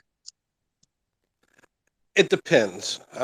It's kind of a twofold question. So if you're at a rave or an event, 9 times out of 10, they're only going to play maybe 2 to 3 minutes of a particular song. That song may be 7 minutes to 10 minutes long, but they're only going to adjust for about 3 minutes and then transfer into another track. Um, a lot of artists listen to, in the trance music, electronic, they listen to classical music because when they start their trance, they base it all on basically pianos or strings. And those pieces tend to be, 6 minutes and up. So for in this genre, I think the the span of listening dwells into that 7 to 8 minute range, but a lot of people that don't listen to it a lot, they'll probably hear about 3 minutes of it and shut it off. Yeah, 100%. So being on the Sonomuse platform, how has your experience been, receiving micropayments through web monetization for, users with a coil subscription streaming your music? How has that experience been for you? It's been seamless for me. It was not tedious because I had already had a cool subscription um, before this project. But once I got tagged in and trying to remember all the passwords that I had for it because I really hadn't been on Coil that much, was a little tedious for me. But as far as the experience, it's been fantastic so far. Just the weight game on so many functions that can be done on it is what I look forward to and excited about. Awesome. What? Yeah. So we will be releasing some updates soon. Yeah, we haven't updated the website for quite some time now, but yeah, functionality. I know that there's functionality like I think you're waiting for like music uploads and being able to upload more music for yourself. So yeah, we definitely gonna have some functionality for you guys to do that. I know like some of the users have been playing around with the playlists, creating playlists, and they're getting ready for adding more music on there. So um yeah, really appreciate having you on there. And yeah, soon enough, yeah, we will update it for you guys to be able to do such and test out the new features that we're gonna add on. Absolutely, it was my pleasure. Thank you. Hey, what's up, bro? What's up, Mike? Dope song, man. My name's Lemmy, man. How you Uh, doing, man? I'm good, man. Shoot, I wanted to also know how talk to us about your crypto journey, man. And shoot, how did you said you had a core subscription before linking up with Kamikaze and the whole Sonar Muse, man. Talk about your journey and what led you even up to this moment, getting finding Sonar Muse and getting um on your road to, I guess, music freedom and independent artistry freedom with Web3 and all that. Absolutely, man. So I worked at a car dealership. I'm still in the car business. I've been in the parts department for dealerships since 2008. And back in 2019, I had somebody mention XRP to me and a couple of other tokens. And when I started doing the research, man, it just made sense. It was a no-brainer, just a waiting game at this point. And then when I started digging deeper into it, um, I kind of did some deep dives with Brad Kimes and Mickey B. Fresh, and trying to find something that I could fit into to where I could actually test these platforms because I'm not that smart when it comes to these type of platforms. And when I heard of Sonar Muse, I mean, it was a no-brainer. I love music, so it's That's dope. That's dope. So with with your type of music, your type of brand in the music, like when I'm listening to it, it sounds like I'm like not only is it a dance song, but it got like that them commercial vibes, like Stand By, um like commercial vibes, elevator music, movie music, like when like on a fighting scene or some shit like that. Like I'm getting them type of vibes too. Do you ever think of that as well when you creating this music? And how long does it take for you to make a song like this? takes a pretty good bit of planning. Do I think about that? No, I don't. I, it's so hard having a type of music to where you don't have vocals to excel your expressions that you want to give out. And I'm a terrible singer, so it doesn't make any sense for me to do any of that. So it's the planning, trying to figure out what type of emotions that I want to give out at a particular time. Um, say it starts out as a piano composition and then kind of works its way out from there. Um, Also keeping in mind the speed of the song to match the emotions that I want to give out as well. It's all of that stuff is thought about. I mean, for one song, it may take a month or two um, as far as getting the structure down, and then adding it from what you think the structure is going to be to actually putting it onto a piano or strings uh, could change the whole dynamic of it. For sure, for sure. So, what is your, being that you found something, wait, it just is your music on all streaming platforms? Like, if we wanted to go out, if Sonar Music didn't exist, would we be able to find you on all streaming platforms? Yeah, so I've got a few songs that are already uploaded on Spotify. The majority of my music, songs that are not on Spotify, but I usually release it first on SoundCloud, Mm-hmm. just because it's a bigger audience.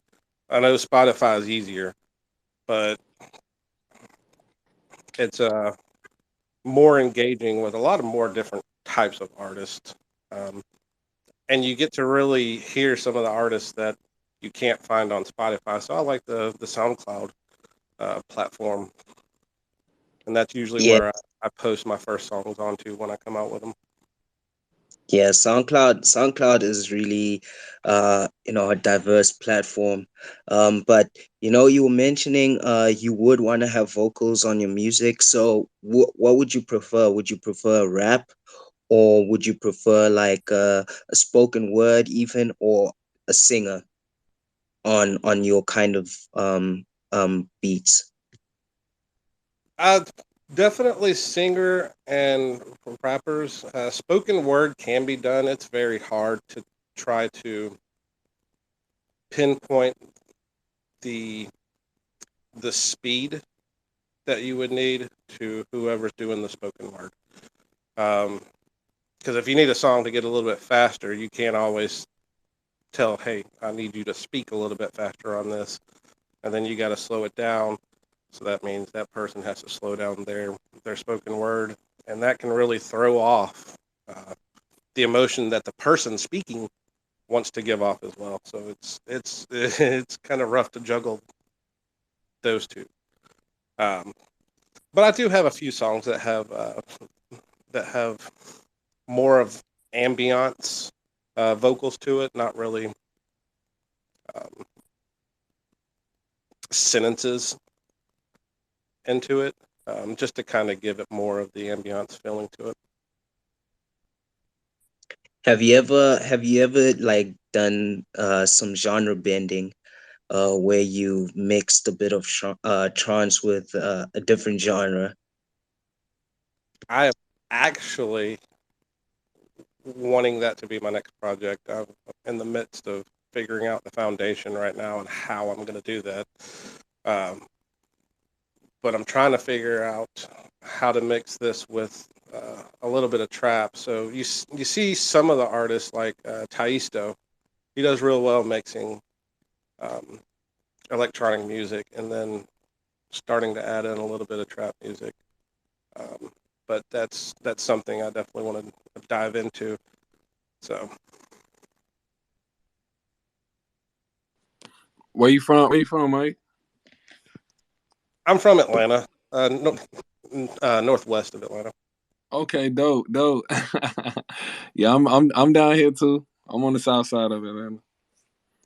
How are you, Yeah, man? I love yeah. this place. Like, for sure, for sure, for sure. I heard you say trap, so I was like, all right, let's go. Yeah, when y'all were talking about the first subject, like the first thing that came to mind. I'm older school. I don't know how old y'all are, but I'm Mm. 38. So I came up listening to No Limit. And I can Oh yeah, yeah, remember yeah. I can remember a lot of the songs towards the outro of the song. You know, you get like 35, 40 seconds of nothing but music, and I'm like, do you really need to loop this like 8 times? Facts, facts. For sure. Yeah. Now I'm looking forward. I'm looking forward to see your journey, man. Like, especially throwing the trap in there. I forget. Skrillex. Skrillex was like the first.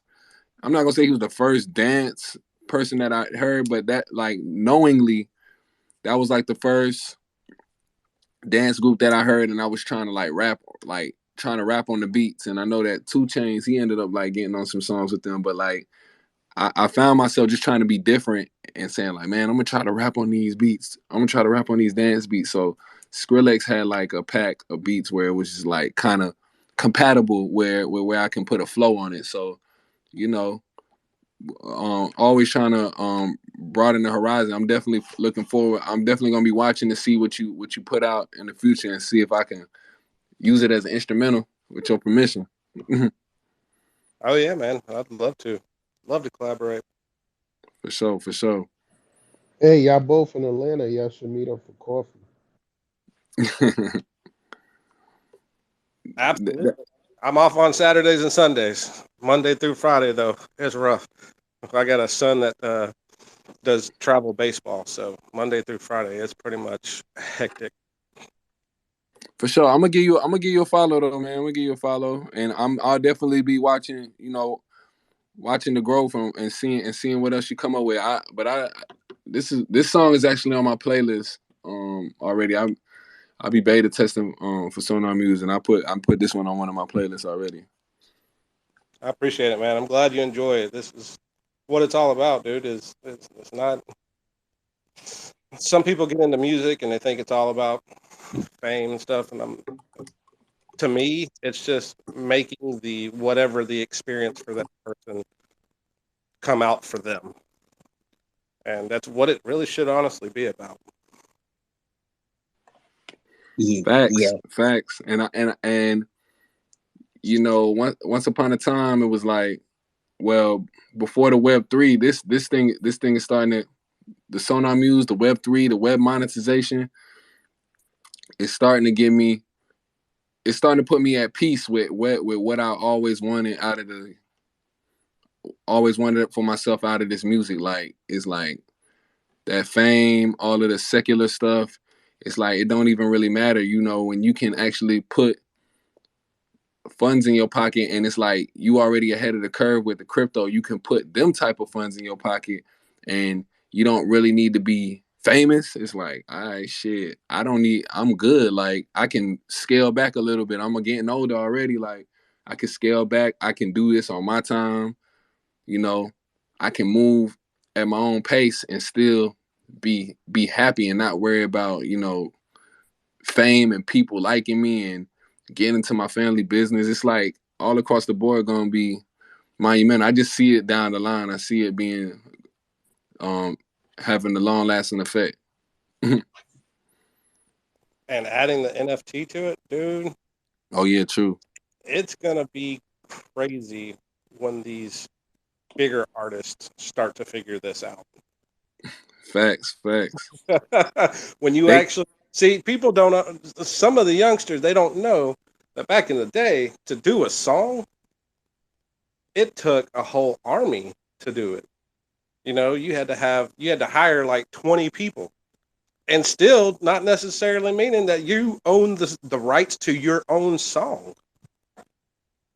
And that's the crazy thought, that actually artists get to own the rights to their songs, and that's what makes it so amazing.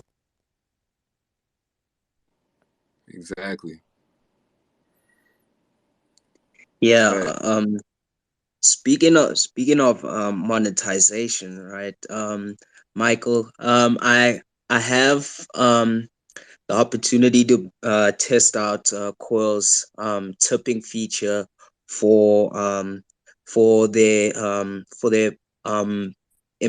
browser. So you could tip a user directly via the Coil browser extension. So I have the opportunity to test that out and tip you directly from the Sonar Muse platform. So I'll be tipping you $2 into your payment pointer right now. So I you appreciate that very might much. just receive it. Yeah, you just received it right now. I just sent it through.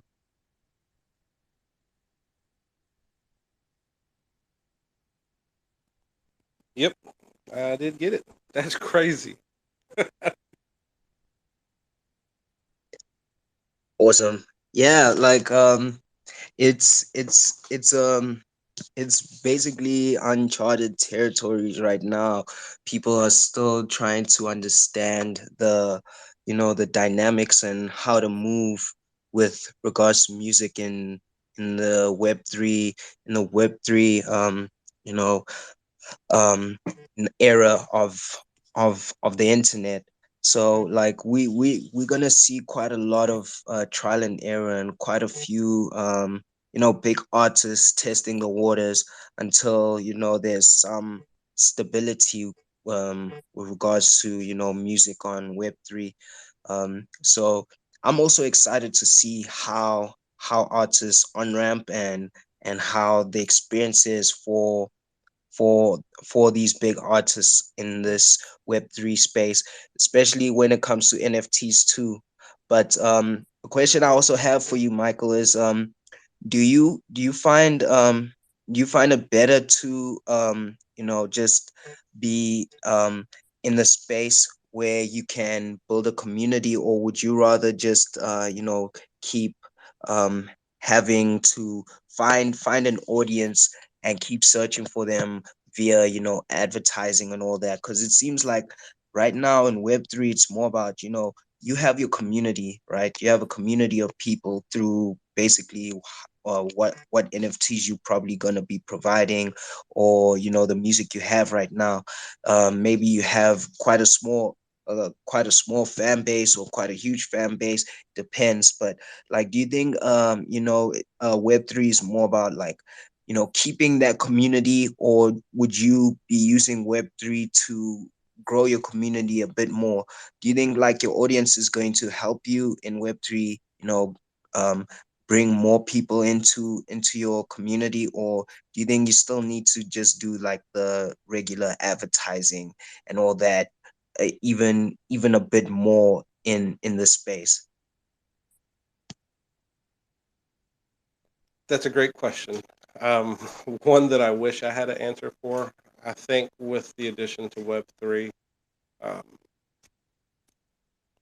being kind of new to this space, 5 years in, um, and really, honestly, only a couple of months on this particular platform, um, you can't.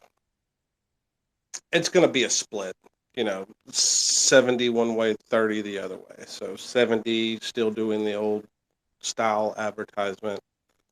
Um, you can't stop the old style until it completely goes away. Um, that's what I would probably say to people. You're still going to have to do that. Doing the SoundCloud. You know, that would be my 70, and then going to this platform, it's 20 right now. You know what I mean? So until it grows and gets to where you can really have a experience for the consumer, it's kind of you have to split it as a pie chart and figure out what's best for each individual artist. It's really going to depend on what type of genre music that you're into. Yeah, I'll also have this question for Lemmy. So yeah, do you think, in web 3, you garnering the audience you have, right? And your previous web 2 audience, right? Do you think do you think the audience you have right now is going to help market you, or do you think you still need to market yourself a bit more like web 2? Do you think the community is going to be the one that builds you and creates a more hype for you, or do you think you still need to do that yourself and get that hype in this web 3 space?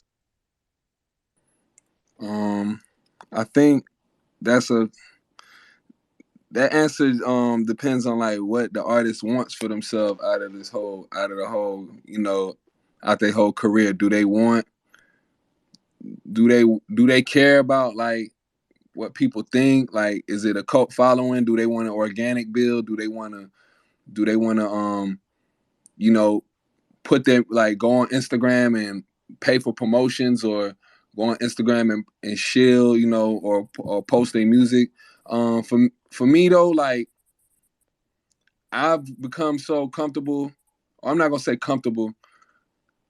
Like I believe I'm finding my niche. You know what I'm saying? I've been able to create something with Too Cold, like as far as for my the crypto side of things, because I'm still a artist as well, but I've gained a name for myself in the crypto sector, making music where me and Too Cold were like a package, and she's able to play my music during her events. So that's promotion in itself. Me, I don't really care about it's to the point now where I don't really care about the Web 2 like that, because it's like I don't really see the the true interaction. I don't see the true organic interaction from it. I'm getting true organic interaction from what I'm doing here on this side with Two Code, Jakes, you. It's more of a it's more of a camaraderie. We can talk about the music. People are actually vibing out and responding. So it's like, that means a lot more to me. On the Web 2 side of things, if they happen to find it, then they just find it. I feel like it's gonna be a digging in the crate situation on my end, like, because I'm not really gonna push towards that.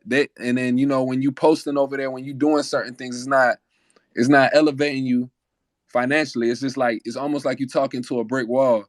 There's no interaction. There's nothing going on. So I feel like I found a family over here, and then with that, with me finding the family over here and finding genuine people over here, they hear the crypto.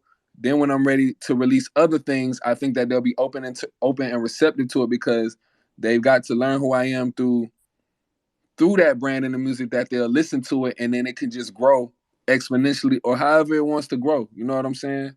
So that's how I feel about it. You know what I'm saying? Like I would also say for anyone else, it would just depend on what they want out of the game. I feel like that's what it always draws back to, because my end goal and Michael end goal might be different. You know what I'm saying? He might want to go about pushing his thing through, or pushing his agenda through SoundCloud, or pushing it through any type of avenue that he wants. And that's fine with me, but that's what he want out of it. Me, I might want something different out of it based on my journey. But artists like us could still be able to come together and create together. You know what I'm saying? So I'm not taking nothing away from him, and hopefully nobody takes anything away from me on my journey. Yeah, facts. For me, yeah, I agree with both of you guys. It 100% does depend on what you want out of your career. So if you really want the fame and to be in the spotlights and for a lot of people to be screaming your name, then you might need to, move a different way in this space. Whereas, if you're here just to, share the music, or even doing it for the love, and, even the other person, even if they want the fame and all that, they also doing it for the love. But if you're doing it for the love and for the community and just to grow with people, then yeah, that's a different aspect. For me, yes, I would like the latter, because I would prefer, having a community of people, a tight knit community, or even it could be a big community, whatever it is, a community of people where I could, connect with them and grow with them, where I could share my music and we could discuss, um, things in a more intimate sense, rather than having a huge audience, right? A huge community, a huge fan base, and you don't really talk to them at all, and you don't really know them like that. Whereas like here in Web3, you could find your community based on, who's invested in what you're doing. Like, say, your NFT collection, you'll know who's really interested in your collection, and you could speak to those people based on, finding out who owns which NFT, and which NFT is being sold the most and bought the most. Um, those kind of things. That's where you can get the stats and see, okay, people gravitate towards this music a bit more than my other music. So, those aspects for me is what I consider. So, I would prefer a community that I build with and grow with, rather than trying to look for and spreading out my music and only attracting quite a few people from the advertising I do, like on an Instagram, or even like say a Spotify or whatever platform. Those kind of advertisements do kind of, they do get attention, but it's only a certain amount, a limited amount of attention you can get from it, and it might not even be the people you're looking for at the end of the day. So like Web3 is being more community based. I love it, and I think, yeah, that's something that in the music aspect of Web3, we might benefit from it the most, um, especially if the platforms that provide music services do have something where the community can support the artists directly, rather than going through a third party. So yeah, that's my take on that. Um, it's I think Web3 is like one of the greatest things to like happen in time. Even if I never met Kamikaze and heard about Sonar Muse, and I learn about Web3 3 years later from it now. It's like just for the streets, period. It's the greatest thing that happened because it's like we already made the investment in crypto. We already bet on ourselves. So it's like the generational wealth gonna come regardless of if we was making music or not. Like if like I'm just speaking hypothetically. If I never got into crypto, if I never knew shit about Web3, um, I'm talking about like not knowing about crypto Lemmy versus knowing about crypto Lemmy. Like just it's just a great opportunity. It's like the greatest opportunity right now because you you betting on yourself like you in Vegas with the generational wealth, getting into the cryptocurrencies, knowing that it's lit. Then on top of that, you're an artist, you're a musician, and it's like shit. I can pay myself off this shit too. No, no third party, no middleman. Like, it's like, shit, what do I need fans for? I already betted on myself. I already put this money into XRP. I don't put this shit into XLM. We just talking about the secular aspect of it, like from a hobby point of view. Like these are our hobbies. These are things that keep us happy, and we're able to pay ourselves. But we ain't even talking about like the foundation of it, like the actual investment that we made to feed our families and families down the road. Like we betting on ourselves to the point where it's a lot. But then now we able to essentially live like people who we looked up to or once looked up to. We're able to actually do that to some extent. And we doing it now as beta testers. It's like shit. It's like I used to care about making videos. I used to want to make my videos. I used to want to do certain things. And it's now like, man, I can honestly sit back and move on my own time. Like shit earlier this year, and like I was speaking on a few episodes ago, I feel like I've known Two Cole and known y'all for like 5 years now, but it hasn't even been a year. I think two months from now to make a year that I've known Two Cole, and I made like 30 songs. I was making songs every day, but I don't even got to do that shit no more. I don't have to do it no more.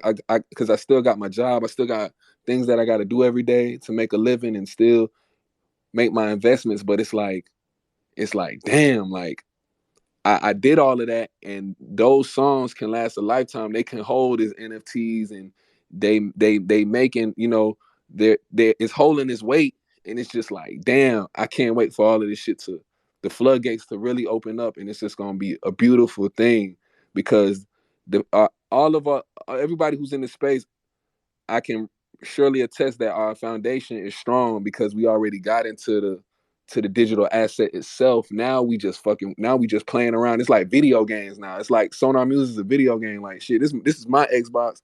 This is my Nintendo DS. Like shit, I'm just having fun with it. You know what I'm saying? I'm playing this game and shit. I'm finna win. I'm finna win. Like you know how you playing Sonic or Mortal Kombat or some shit like that, and you won, like that exhilarating feeling as a child. So I just like to remind people to put it, if you haven't put it into that perspective, that's the perspective I put it in when I'm doing my thing now. Like it's beautiful.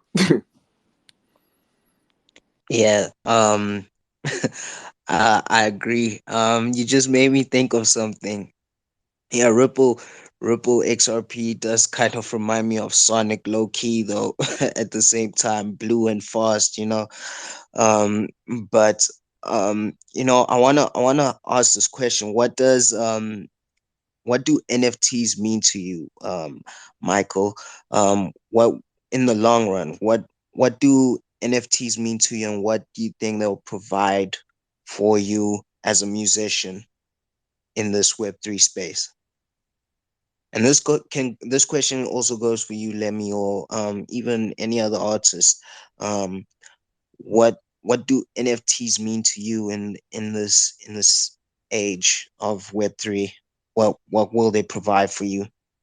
Well, shit, ask Jake's too, cause Jake's got hella NFTs.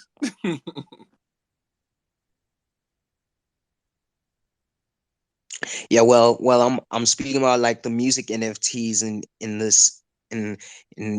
this case. So what do these music NFTs? What do you think they'll provide for you, and what do they mean to you as an artist? I think as an artist, it's all going to eventually boil down to how royalties can be denominated straight to the artist instead of a third party person. And having so like if you have a collaboration with somebody, you would be able to split that royalties um, with the NFT. So I think that's probably going to be the number one in this space for music. Is probably going to be the number one game changer. um, for me, so you know, we beta testing or whatever. Me and Michael is beta testers, and like I said, that foundation that we got with cryptocurrencies is hella important. Like, if you reached your goal, like I know I reached my goal, then you happy as fuck. You know what I'm saying? Because I'm happy. I'm happy with where I'm at. You know what I'm saying? And now just seeing the web monetization hit, it's just like shit. I really, I really made it to this point in my career where I can see web monetization. I like Mike said he's been doing this since 2019. I've been doing this since 2018. That's about almost 4 years now. And I've been through some shit with the crypto. I went through some shit with the crypto where like I could have gave up. I was like, nah, this shit is like Vegas. Fuck that shit. I'm coming back to the table. You know what I'm saying? I gotta get this shit. I ain't missing out on this. I could have hanged my head and said game over, but nah, I had to come back in the game. You dig what I'm saying? So making it to this point now and seeing the web monetization, that's a win. So now when you bring NFTs into the game, that shit is like the NBA finals now. You know what I'm saying? Like I look at the web monetization shit and I'm looking at like Sonar Muse, like back in the day when niggas was bootlegging and shit like that. Like I be in the barbershop, motherfuckers coming there, they hustling their product. Yo, you trying to buy this, you trying to buy that, like selling it out the trunk. Like shit, at least I'm talking to you. I put the talking like it when the bootlegger come in the store and act and talking to the customer, I equate that with somebody going on my page. I'm already getting paid for somebody going on my page, and they taking the time out to listen to me. So that's like a W in the regular season. But now you buy my NFT and I'm getting royalties. That's like the chip right there. That's the trophy. You know what I'm saying? So like NFT it's like whoever buys my NFT, I won the chip. I feel like I won the chip, and it's gonna be, it's for me. And then it's like the fan itself is like a season ticket holder. You know what I'm saying? They came to the game. They came. They paid for what they paid for what they wanted to come see. You know what I'm saying? Like we watching the Braves or some shit. Like last year, they won the chip. The fans got what they wanted to see. We won the chip, and it's like, all right, let's run it back next year. What I'm gonna come with next year? You know what I'm saying? That's how I see NFTs because we already winning. We already winning with the web monetization. So it's like, all right, let's go for it all. You know what I'm saying? With the NFT, that means you really love me. So that's how I see it. Facts, facts. Um, You one, mind if I add a little bit to that? no problem. Thank you. Um, so doing a lot of documentary searches, I came across one documentary which was Paul McCartney from the Beatles when he sold his catalog to Michael Jackson. There was a lot of hoopla going on around that back in the mid '80s. Um, that the artist doesn't necessarily own the rights to the song. The corporation that distributed that music, the publishing company, owned the rights to that. That's what I don't think a lot of people on the deep side understand. And what I was talking about earlier is that you actually get to own the rights to it and do whatever you want with it without having a third party intermediary tell you what to do with it and how you should do it. Um, and it's going to be a different ball game for the artist. And once they figure that out, I think um, it's definitely going to get bigger. Yeah, speaking of intermediaries, right? I want to ask you, Michael, being on streaming platforms, I know you might not be on like too many major streaming platforms that pay out artists, but how has that been for you? Like like a Spotify, how has the payouts been for you? Um, has have you ever received quite a large sum from the amount of streams you've received from the songs you have on those platforms that people been playing? Yeah, how's the revenue been for you? I wish, man, that'd be fantastic. Maybe I could get out of this country area that I'm at. The as far as the easy go of the platforms, so I hooked up with DistroKid, which I found was just so much easier because they do basically all the work posting the music onto the platforms. The unfortunate part about that is you have to wait basically every quarter before you get a payout, and that payout is small and marginal. And for someone like me that's not, you know, a Taisto or you know a big name, it kind of sucks. um, but technically, I mean, I'm not really in the space for the money per se. Um, I just enjoy doing it. To be honest with you, it's just a passion of mine. But I can see where artists don't have the big contract to be able to post their stuff, where it's just a struggle. Um, and it's for every different platform. YouTube, uh, YouTube Music, Amazon Music, um, et cetera, et cetera. They all have those payouts, and they come in, every quarter or three months or whatnot. Who wants to wait 3 months to get paid? You know, Yeah, that's true. When we're speaking about the NFTs, right? I just wanted to mention, Sonar Muse is gonna be completely different to other NFT marketplaces. So we won't be allowing for the secondary sales to happen on our platform. So you will be able to buy just like we said, we're a music store, so you'll be able to buy the NFTs, but you can then be able to sell it on a different marketplace for a secondary price.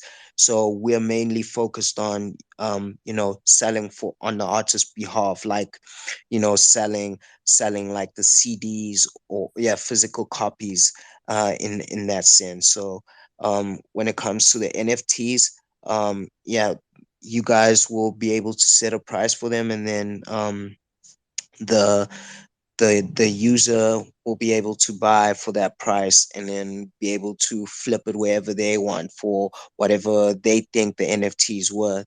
So just bear in mind, we won't be having a secondary marketplace. It's more of just like a music store for you to be able to sell your NFTs and mint them on there. Yeah. We can move on and segue to some music after all the speaking. So, Tuko, would you be down to play the song of the week? Yeah, yeah, yeah, yeah. Go ahead, lay it down. Alrighty. So this song is is called Realness. This one is solely me. It's produced by myself. So this song, I was just, you know, just going with the vibes, just speaking about, just being real, and staying true to yourself. Because as a person, if you don't do that, you might end up losing yourself. So if you're not following your path, and where you're going, in this journey called life, you might just lose yourself, and you might go crazy. So this song is just speaking about just doing you, just taking it a step at a time. Just take it one step at a time. Even if you don't know where you're going, just keep going, because you're at least doing something rather than doing nothing. So yeah, the song is called Realness by Killer Strider, produced by K Monster. You there, Lemmy? Yeah. It's Yeah, I'm just here. it's I'm just me here. on this But song. it's just him. It's just him on the track. Okay, okay. All right. Here we go with the track of the week by Kamikaze, playing from the Sonar Muse platform, Realness.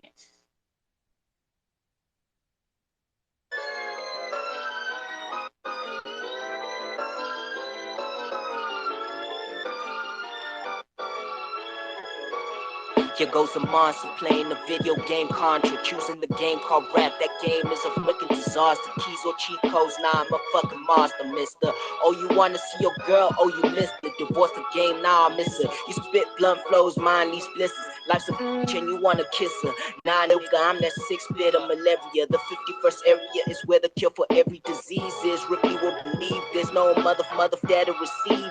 Connection interrupted, lifeline deleted. You jump into conclusions. Nah, other take a seat and peep how I'm spitting my kamikaze flows. Nobody ever knows, nobody ever goes. Reading what nobody ever wrote. Shit, I'm a bad nigga, ain't St. Nicholas. The only person who will ever know.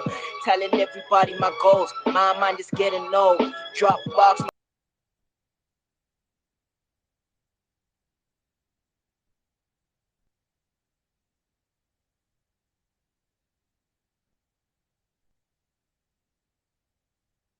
Console, nobody will ever be in control because I put the game on neutral. Safe for your sex, my fuck, Kama Sutra. Oompy zoomy, super duper. Abnormal dick, oompa loompa. Overclocking life like a supercomputer, but let me slow it down, cause I'm about to blow now. Crypto circus, and I'm seeing all these clowns.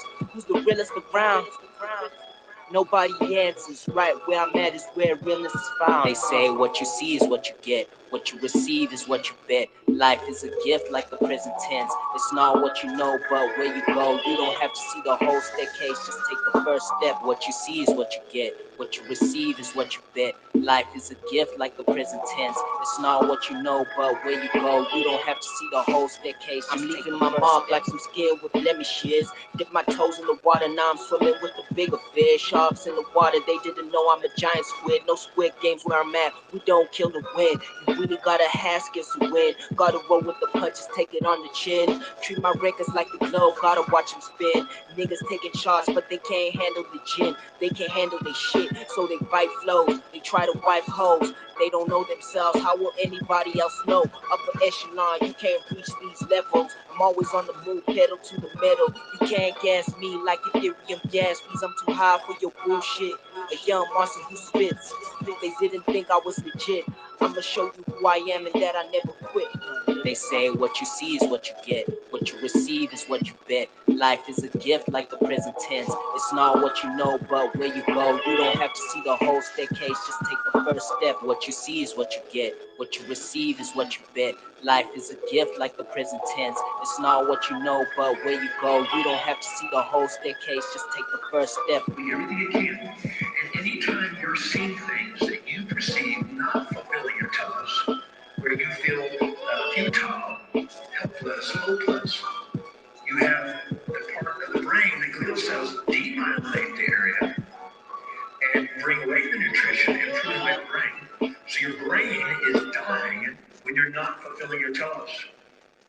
And people who do not have meaning and purpose and inspiration and fulfillment because they're not committed to fulfilling their highest value, their brains gradually decay and deteriorate. Yeah. There we go with realness by Kamikaze.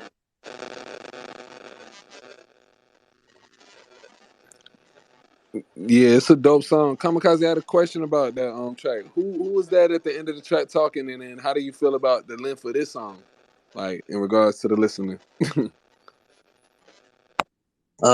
So the person who's speaking at the end, if I'm not mistaken, it's Eckhart Tolle. I think, because I was at a seminar and he was there and he was speaking about that. It's the guy who created Mind Power. You know the book Mind Power. If I'm not mistaken, was it Eckhart Tolle?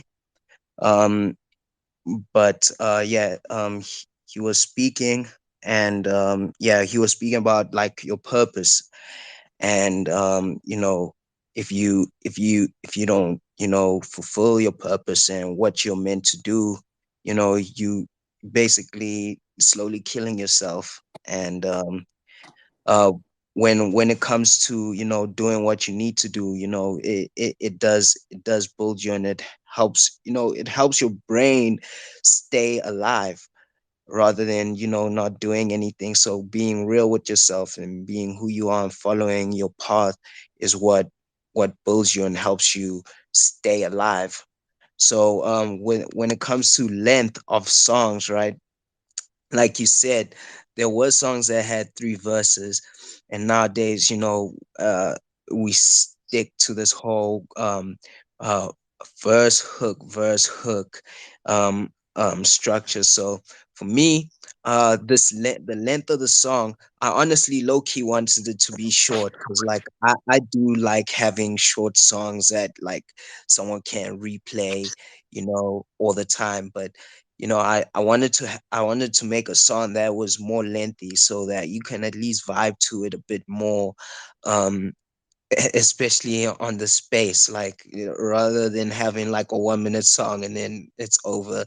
So for me, I do enjoy making long songs, but like um, sometimes I would prefer having short songs. So in this case, I made it long for the vibes, because I had a bit more to say than usual. So yeah, that's my take.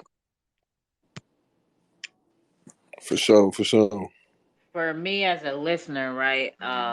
I prefer songs if they're gonna be like a bit longer. I want to hear more lyrics versus hella hook and chorus. Like if the song is 2 minutes, I don't want like 1 minute and 15 seconds worth of hook and chorus. Like I would rather I would rather have more substance than the hook and chorus just hella repeated over and over for fucking a minute, right? Like that bores me, and then I'm just gonna be like, all right, I'm over this shit. Like I'm cool. because I want to listen to the song. I want to listen to the substance of what the song is about, right? The hook and chorus, yeah, I can tap in, and if I just want to hear that for a minute, cool. But like, if I really want to play the track, like, I want to hear the track, and it seems like to me a lot of music is kind of like that. Like the hook and chorus overtakes the substance of the music, of what the track is supposed to really be about, because the hook and chorus is longer than the substance in their lyrics. So that's just my personal opinion. Agreed, agreed. You know, I whenever I structure a song, I think like I know maybe other artists do think of it the same way, but whenever I write a verse or even make a song, right, I structure everything like a poem. So I consider everything to be like a poem. So you can't have you can as a poem, you can have a repeating stanzas, but um as a poet, I feel like yeah, it's better to have a poem that flows, and then the hook should just be in this case with music, the hook should be something that just heightens or highlights what was said in the verse. So it should be something that grabs on grabs onto you, and lets the audience know that this is the main focus and this is what the song is about. So that's what the hook should be, not the whole song. It shouldn't be the main course, but it should be that thing that just highlights and complements what is being said in the verses, just so that the listener knows, okay, this is what we talking about. This is exactly the theme of the song and where they're going with it. So yeah, with me, I also don't like hooks that are too long, or the song is mainly based on the hook. But sometimes if the hook is fire, if the hook is way better than the verses, then by all means, yeah, keep bringing the hook back, because we vibe with the hook. But it also depends on who does a hook. If it's the same artist doing the hook, then yeah, cool. We don't want to hear the hook all the time, but there could be a reason why the artist makes adds more hooks, if it's like a feature, because they could be like an artist that they add on the song that is really good at hooks, and they just want to highlight that person. So there's those kind of things, like where back in the day they used to put Akon and even T-Pain on hooks for songs because they were dope, and we would probably hear them on the hooks a lot. We would hear the hook a lot, even if they had like more than one artist on the song. We would hear the hook like in between quite a lot, and the verses might be a bit short, short, because of the hook and the artist on the hook. um yeah.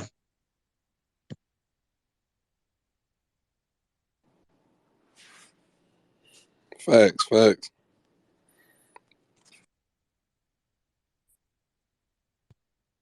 Okay, so let me do you prefer having a lot of hooks in your songs, or do you think like um the verses should be the main thing in your songs?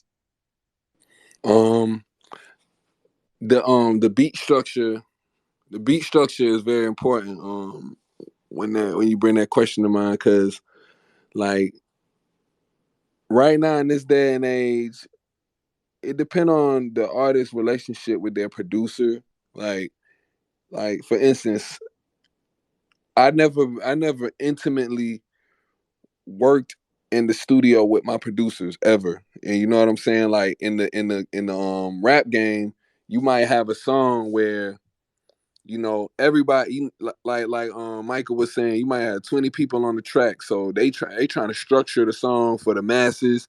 They like, hey, this track gonna have 8 bars, then we gonna do the hook, then we gonna take the stem of this beat and do it like this. But as opposed to me, an independent artist, I'm shopping for beats on a or I got a producer who made a beat for me, and that's the final beat. That's the final beat. If I be like I want it, I'll either buy it. I'll be like, man, let me get that beat right there. If I'm dealing with Kamikaze, I'll be like, hey, let me get that beat right there, and I get the beat. You dig what I'm saying? But if even if I wanted to change something about it, I wouldn't even do it. You know what I'm saying? Because I might have got that beat for free, and I don't want to put any extra work on that person. So with all of that being said, now the beat may be structured a certain way where I be like, where I'm gonna get a feel out of the beat. I'm gonna be like, all right, I ain't finna do 16 bars on this beat. Like I'm finna just do 8. This is not a beat where I'm go in with the bars. I'm just gonna make it a vibey track or some shit like that, and then I'm gonna put the hook in there, and then I might do it for the second verse. So it just always depends on the feel of the song. I don't just go into a song and be like, I'm finna hook it. I'm finna hook it out. I'm finna just chorus it out. Like now, if the hook is hard and the hook is like the shit just go, then I'll be like, hey, this shit might not need a third verse. I'll I'll I'll just add the hook again at the end. But for the most part, my songs always start with the hook. All my songs always 95% of my songs always start with the hook because I know I'm with my songs. I'm trying to make a hit, even though I'm like educating and shit like that. I do want my songs to hit. I want the person to remember the track. I can be lyrical and things like that, but I look at myself as an artist first. So I want my songs to stick with the listener. So I throw the hook in there to make it be a complete track. The hook is important to me. You know what I'm saying? Because it's like it's like it's like it's like what Kamikaze said. It's not to him it's a poem, but to me it's like a paper. You gotta have your thesis, you gotta have your body of work, then you gotta have like your conclusion. You got I equate it to that because even though I'm not writing, it's like it is I am writing in a sense. I am putting my thoughts out there like I'm doing a paper or some shit or a dissertation. So my foundation got to be strong, and the foundation is always the hook. So when you got certain artists, like, and much respect to all artists and lyricists, but you might have some lyricists who just go on the mic and they just rapping.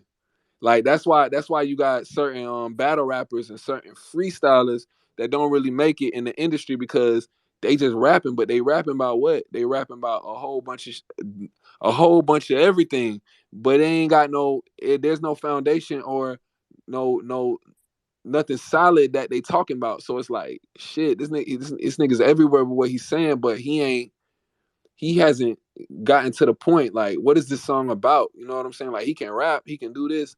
So I try to take everything that I've learned with the music and just bring it together for myself. You know what I'm saying? Like, try to make sure I'm capturing the particular audience that I want to capture, and then whoever else want to join can join. You dig? So it, like I said, to answer your question, it just depends on the type of beat, but I do always begin my song with a hook. I always begin my song with a hook, 95% of the time. Yeah, I've noticed that.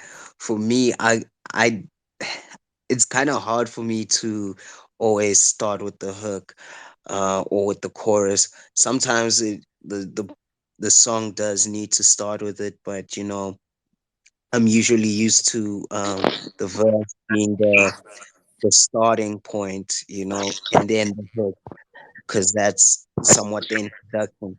But yeah, in your case, you do have you're using the hook as the introduction, and then you get into your verse.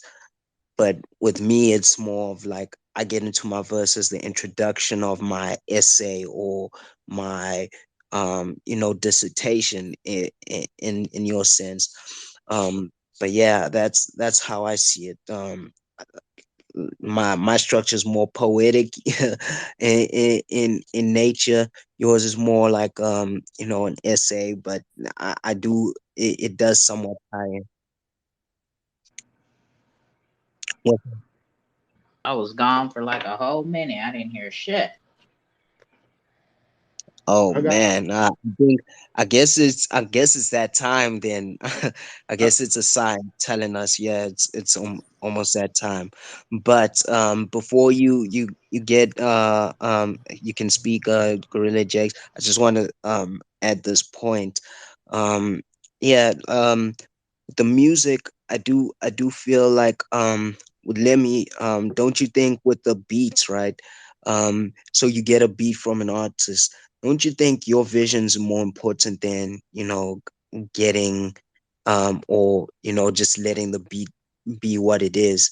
Don't you think you should also put your vision on how you want the song structure to be, and not just rely on the beat structure itself? So I think maybe you could ask like the producer to just add whatever you feel like, or even if you do kind of know what you're doing in like your digital audio workspace, you could chop up the WAV file or whatever audio file you have, and structure it according to what how you want it, you know? So yeah, yeah. So it's funny. It's funny that you brought that up because like I never, I never like reached out to my producer and was like, "Hey, can you change up this part of the beat? Do that." I just kind of adapted, and it is important for you to get out what you want, but I just kind of adapted because when I first started rapping, I didn't really pay for my beats, and I like a lot of the producers, they just giving me the shit off GP because they fuck with me. You know what I'm saying? So it's like I don't want to be asking for too much. So that's how I I don't like to overstep my boundaries with people. But as I got later on in the game, like just a few years ago, I did start taking it upon myself to like chop up the beats, and it became a staple sound for me. I kind of gotten away from it. I want to get back into it. I've gotten away from it only because like with the XRPL tracks, I be I do my song so fast, and I want to get it back to the to the listener, and to the audience so fast. It's not like I'm rushing to work because it's nothing like with me. It's nothing for me to make a song like a quality song fast. That's how I feel. I feel like I can make a quality song. Like it could take me days, or it could take me a few less than an hour. But when and I can chop up the beats for those, but it's kind of time consuming. And then just being with my schedule, it kind of takes up a lot of time. So I just be like, all right, I'm gonna just bring it out. So some of the tracks, I'm not saying that I don't like them, but the tracks that I bring out can be way better because I do have the ability to chop up the beats and things like that, but it's kind of time consuming. So I just leave it where it is. So some of my songs, I would say some of my even hottest songs, they haven't even reached its full potential because of the way that I chop the beat, and I feel like I've gotten better with it. I don't be able to do that. I just be like, man, you know what? Let's just drop it. I finished it. Let's just drop it. And I don't like to go back. I don't like to go back and do nothing over. Like when it's done, it's like done. But if I gotta go back in there, like even with me and you, sometimes you'll be like, man, you know, I think you could do that over. Like, I do constructive criticism. I feel like I take it well, so I'll go back and do it. You know what I'm saying? If somebody think that I should do something over that I respect their opinion, so I will do that. But on the beat side, what I do know how to chop beats, and I'm gonna get back into it once I start getting the time. Cause once I feel like I got the time on my hands to do it, I'm gonna get back into it. Yeah, you know what? It just made me think of, when major artists drop a single, right? They drop the single, it might not be the fully mastered version or the final version of the song. They just drop the single as like just as it is, the way they made it at that point in time, and then when they put it on the album, it sounds completely different. So that's the way I think. um if you're an artist and you approach music in that way. I think that's a good way to go about it. If you're an artist and you don't have the means to connect with the producer at that point in time to restructure the beat, but when it comes to the album or releasing full body of work, I think that's when you can reach out to them to perfect it and fix it up and do what you need to do so that your vision is heard, or your story is heard fully. So yeah, those kind of things. I also feel like when I produce, sometimes I feel like, okay, I can add a bit more, do certain things to a beat. Just like what I did earlier on with this song. Lemmy's heard the original version of this song, but I restructured it because I thought, oh nah, it can sound a whole lot better. I can do something completely different with it. So um yeah, I do agree. Time is of the essence sometimes, and you might not have enough time to work on a song and make it sound 100% how you want it. But you can take your time with it slowly. Just make tweak it a bit here and there when you have time, and until you reach that point where you're satisfied. But there's never, as an artist, there's never a point where you'll be 100% fully happy with the song. Might be just a bit of things, but you could be happy but not 100%. Maybe if you do know exactly what you want and you have that, then yeah, you're amazing. But there's never a point where I've made a song perfectly, exactly, to a point where I like it. But I get it to a point where it's almost there. So there's no perfection with the music though. That's one thing I can say.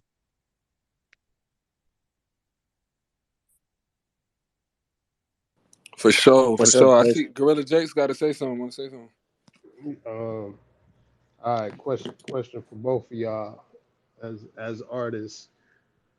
Top five. I believe I had asked this question before, but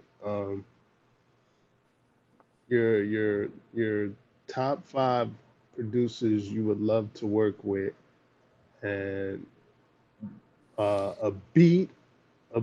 What is their beat? Their song that you would have loved to have been on. Go ahead, Kamikaze. Yo, okay. So I obviously Kanye's there. Secondly, I would put Pharrell. Um, the beat for Kanye that I would have loved to be on, yo man, is on site. Cause on site that beat is crazy and unorthodox. Even maybe another song from Jesus that would be something I would jump on too. I think like the songs on Jesus, cause like man, I I can't stop repeating how futuristic and ahead of its time it is. I just like the sound on it. It's phonetically amazing. So with Pharrell, I would say well, there's there's so many songs that Pharrell, I can't even say which one I would have wanted to be on, but Pharrell is a G. Um third person, like I keep forgetting about him, but he shouldn't be forgotten. Flying Lotus. Like Flying Lotus, he has some amazing sounds, man.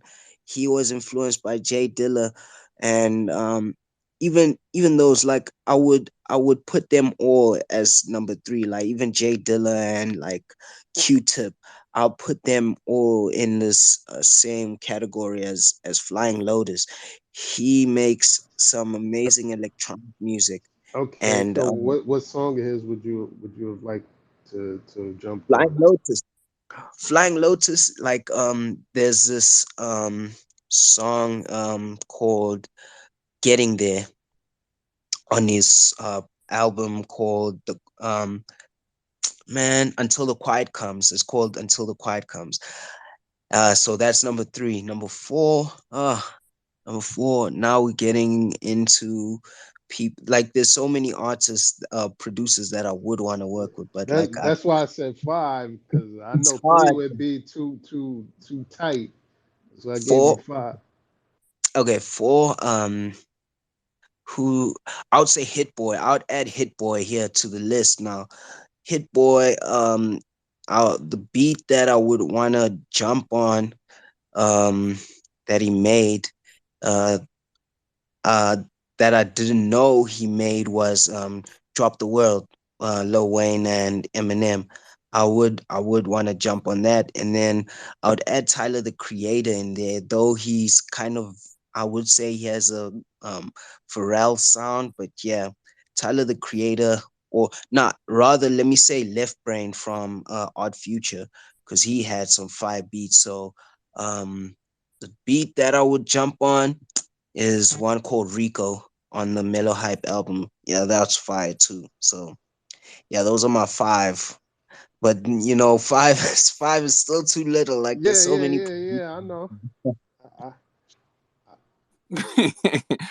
Five is little as shit, bro. But it's like Kamikaze wanted to pick one song from each producer album or some shit. But nah, Kanye, of course. He got two beat. It's a beat that I already rapped on too. It's Guess Who's Bazak with him and Jay. That shit hard. That beat. Even though it's more, but that one is like in recent memory my favorite Kanye West beat for sure. Pharrell. I'm gonna go Pharrell number two. Well, this is no particular order. But damn, with Pharrell, Drop It Like It's yeah. Hot. I rapped on that beat too. Drop It Like It's Hot. Yeah. Um, then you got you got I, Atlanta. wait. Who? With Pharrell, that's the number one song you wanted to jump on. Yeah, Drop It Like It's Oh, Hot with Snoop Dogg. That okay, beat is okay, crazy. okay. Yo, there's no wrong answers, brother. I Hey, just asked. you know, Oh, you know what? For Pharrell for me, right? I didn't say for Pharrell. Then my song would be the song with Kanye West. what What's number that one? song? Number Yeah, one. yeah. I would jump on that. Number one is fire. I was gonna say number one too. Shit, he got grinding, he got goddamn, but like Yeah, Drop I It Like It's mean, Hot. yeah, he got everything. Look, I was just with Jay Z. That song also, man. Which one, you, frontin'? Um, I don't. It's called Excuse Me, right? The one where Pharrell's singing yeah, yeah, yeah. Excuse Excuse Me, me, miss. Yeah, man. Yeah, Yeah, he got frontin' too. You remember frontin'? yeah, yeah. Fronting is tough. Frontin' is fire. But yeah, I'm gonna go Drop It Like It's Hot though. Okay. No, the only But reason I re-asked you that was because you said you jumped on it, but I didn't know if that meant that was your number one Pharrell track you wanted oh, to jump oh, on. all right, yeah, that's a good question. Yeah, that's why I was like, drop it like it's hot. All right, nah, all right, let's take it back. All right, all right, all right. You got grinding, and you got goddamn. Them is some hard ass beats, and you got Pharrell's album too. Pharrell Yeah, album yeah, is crazy. Like that's like a very underrated album. He got this song yeah. called Rat. Or you remember Raspy Shit? Yeah, yeah, raspy shit. Yeah, Yeah, yeah. Uh-huh. that like that shit crazy. Like so, yeah. Pharrell is that guy. I'm gonna take it to Atlanta. Atlanta got some producers. I like Zaytoven. Um, Zaytoven got man. He got a whole bunch of beats that he done did. Um, you got um, what's Zaytoven? Man, it's a whole bunch. It's like a whole bunch. It's like his Really? sound, You huh? gonna over Jermaine Dupri? See, I Nah, don't nah, I'm know. being funny, man. I'm just messing with Yeah, I don't even know what beats he made like that. you. I don't even know what beats he made like that.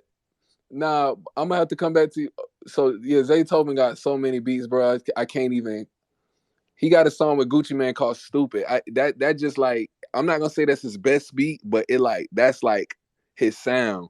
That shit embodies his whole sound. They used to play that song on the radio every day, and it's a song that I just love. But that song is just typical of the West Coast to Atlanta sound that he brought in and ushered in, and it's hard. And then um, I'm trying to divvy it out as best as I can, north, south, and west, and then I'm gonna go Nah, south. man, you ain't gotta do it that way. Do it yeah, whatever producers you wanted to work with.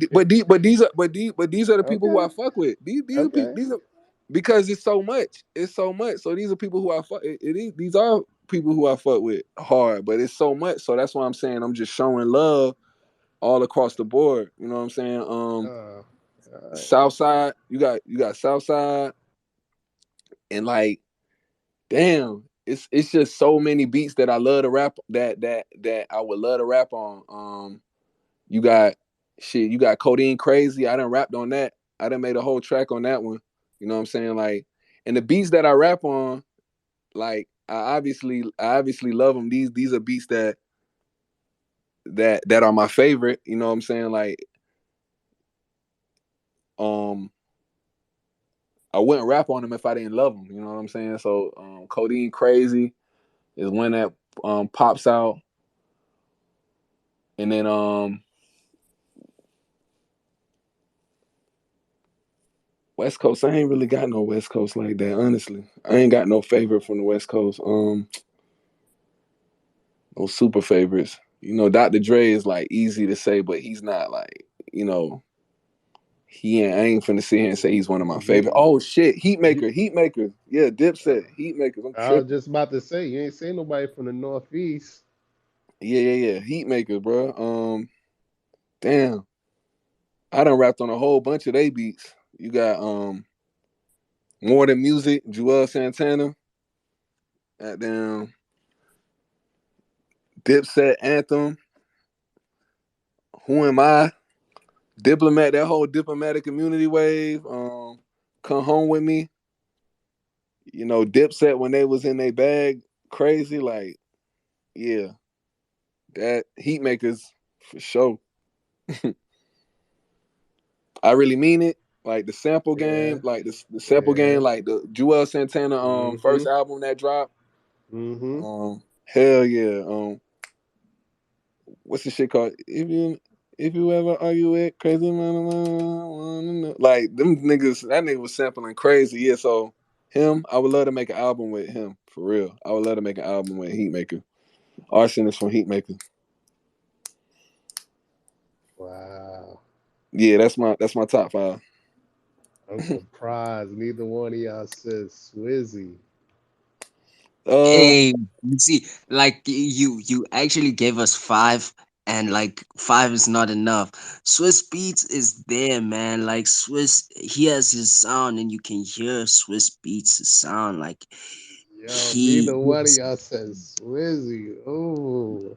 but I ain't even mad. You know what? I ain't even mad though because it's like with Swizzy hard. Like, don't get me wrong, but I ain't even tripping because I ain't say him. It's like I don't know. It's like it's good, but it ain't timeless. I don't even be hearing Swizzy like that no more. Like people don't even be running his joints back like that though. Like for me, unless it's like X, Wow. unless it's X. for me, Wow. I Yo, would. I'm rather disappointed in myself not adding Timberland rather than Yeah, Timberland you is know, crazy. Yeah, Timberland rather off than tank. Swiss yo, Beats. You know, and y'all didn't say Just Blaze? Just Blaze came to my mind, but nah, I'm like I said, I was trying to show the love across the board. I Just Blaze is hard, but I would Ninth Wonder is a good producer, but like for Yeah, me, ooh, for my purposes, yeah. putting it across the board, you know what I'm saying? I just had to do it the way I did it. there's so many producers, yo, that like are fire, and you can't Uh, really, have a top five like that because they all have their hey, uniqueness. and So fucking what you call it? This Scott Scotty. Who, yeah, Scott Scott Storch? Scott Port, yeah, he's You know, he's the well, you want to know what? I should have been a little different. I shouldn't have used two of Kamikazes. So I'm not gonna say any of the names we just said. I'm gonna take out Kanye and I'm gonna take out Pharrell because it's since it's so many that we could have used. Like those are givens. I'm a fill it back in with. I'm gonna fill mine back in with two more. Shit, you got guys like Alchemist, um, Okay. that are dope. You got Mhm. Prodigy from well, sorry, you got Havoc from Mob Deep. That's Yeah. hard as fuck. You know what I'm saying? Like, um, yeah, bro. You got what is his name? He made what you know. What's his name again? Shit. Damn. What's my boy name again?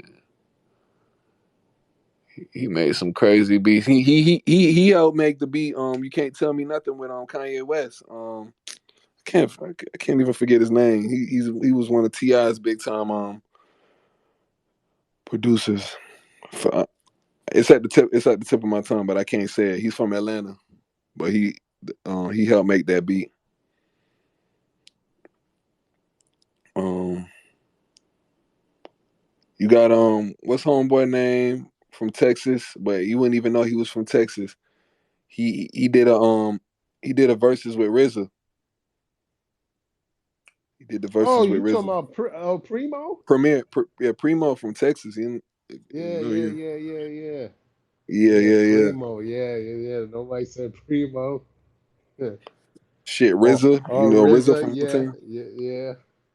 Hmm. Um, I ain't taking nothing away from Swizzy. He that guy. He that guy though. I ain't taking nothing from him. He hard. yo. He made some fire, yo. He has some fire. Shout out to Swiss Beat, yo. He hard. He hard. Yeah, he is. Um, man, there's too many producers. Like they all like pausing me by, and I can't really mention them all. But yeah, there's a lot. There's Thelonious Martin. Oh, Rottweiler. Man, Yeah. can't really like we will like the list will go on. We're gonna speak about producers all day. We're gonna be speaking about this because yeah, man, it's a big topic and it's huge. And I do have a topic about it, but about producers. But we'll speak about that in another episode. But yeah, Yeah. I think yeah now is a time for us to start ending Hmm. and closing the Yeah. space. Too cold. Wrap this Um shit up. I think yeah we're at that time now to end the space. But yeah, we definitely have an interesting topic for next week and we'll speak on that when the time comes. It's a really profound one. It's something we always speak on, but now we can now relate it to music and more on that. Yeah, let me will speak on that next week. But yeah, appreciate. Let me do my closing statements. Appreciate everyone that was in here. It's all love. Yeah, it was an interesting space today. You know, even hearing a completely different sound to what we're used to in the space, with regards to the music played from the platform. Really appreciate Michael being here and sharing his experience in the Web3 space and his music career. Um, Shout out to Lemmy for pulling through and doing his thing. Gorilla Jakes, shout out to you for being the substitute teacher and coming through with the questions too. Shout out to Tuco for being the best host. OC, shout out to you for pulling through. Um, Shout out to Nikki Handsome. for pulling through too. Yeah, and everyone who was here listening earlier on. But yeah, we'll see you next week, and yeah, all love. Well, I'm gonna start this one off by shouting out Gorilla Jakes. I forgot about him last time. You know what I'm saying? We do appreciate you, man. You're well appreciated. Showing up to every space, filling in for Too Cold if she ain't there. Your quality asset every time. Throughout this whole sector. Shout out everybody checking in. Too Cold, OC, Mike, bringing in that flavor for Sonar Muse Web3, you know what I'm saying? We always bringing them hot topics on Wake and Bake. It was a good discussion. And, bless up, man. We still working. The music is coming. We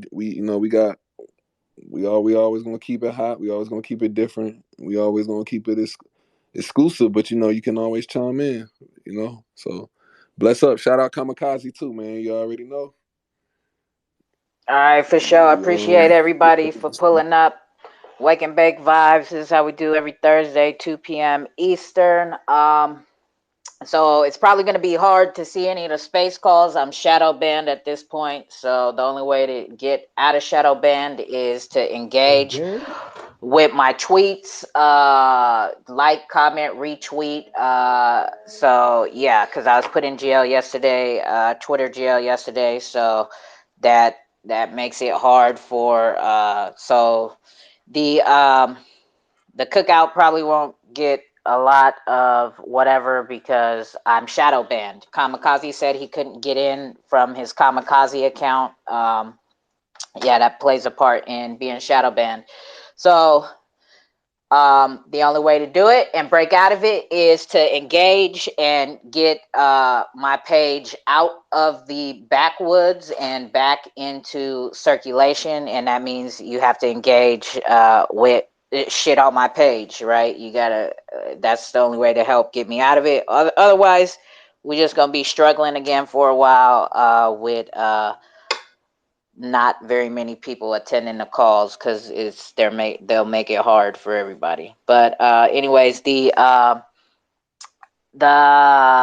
pool party is Saturday at 11 p.m. Eastern. The Xrpl pool party with Jakes and Triple X rated. So thank everybody who pulled up for the Wake and Bake Vibes as usual every week. We will be back next Thursday with Lemmy and Kamikaze for the Wake and Bake Vibes. And Sunday we do have the XRPL cookout per usual. So until next time, be safe. DYOR, and yeah, watch out in these crypto streets. It's cutthroat out here. You feel me? All right, y'all. We out. Till next time. We gone.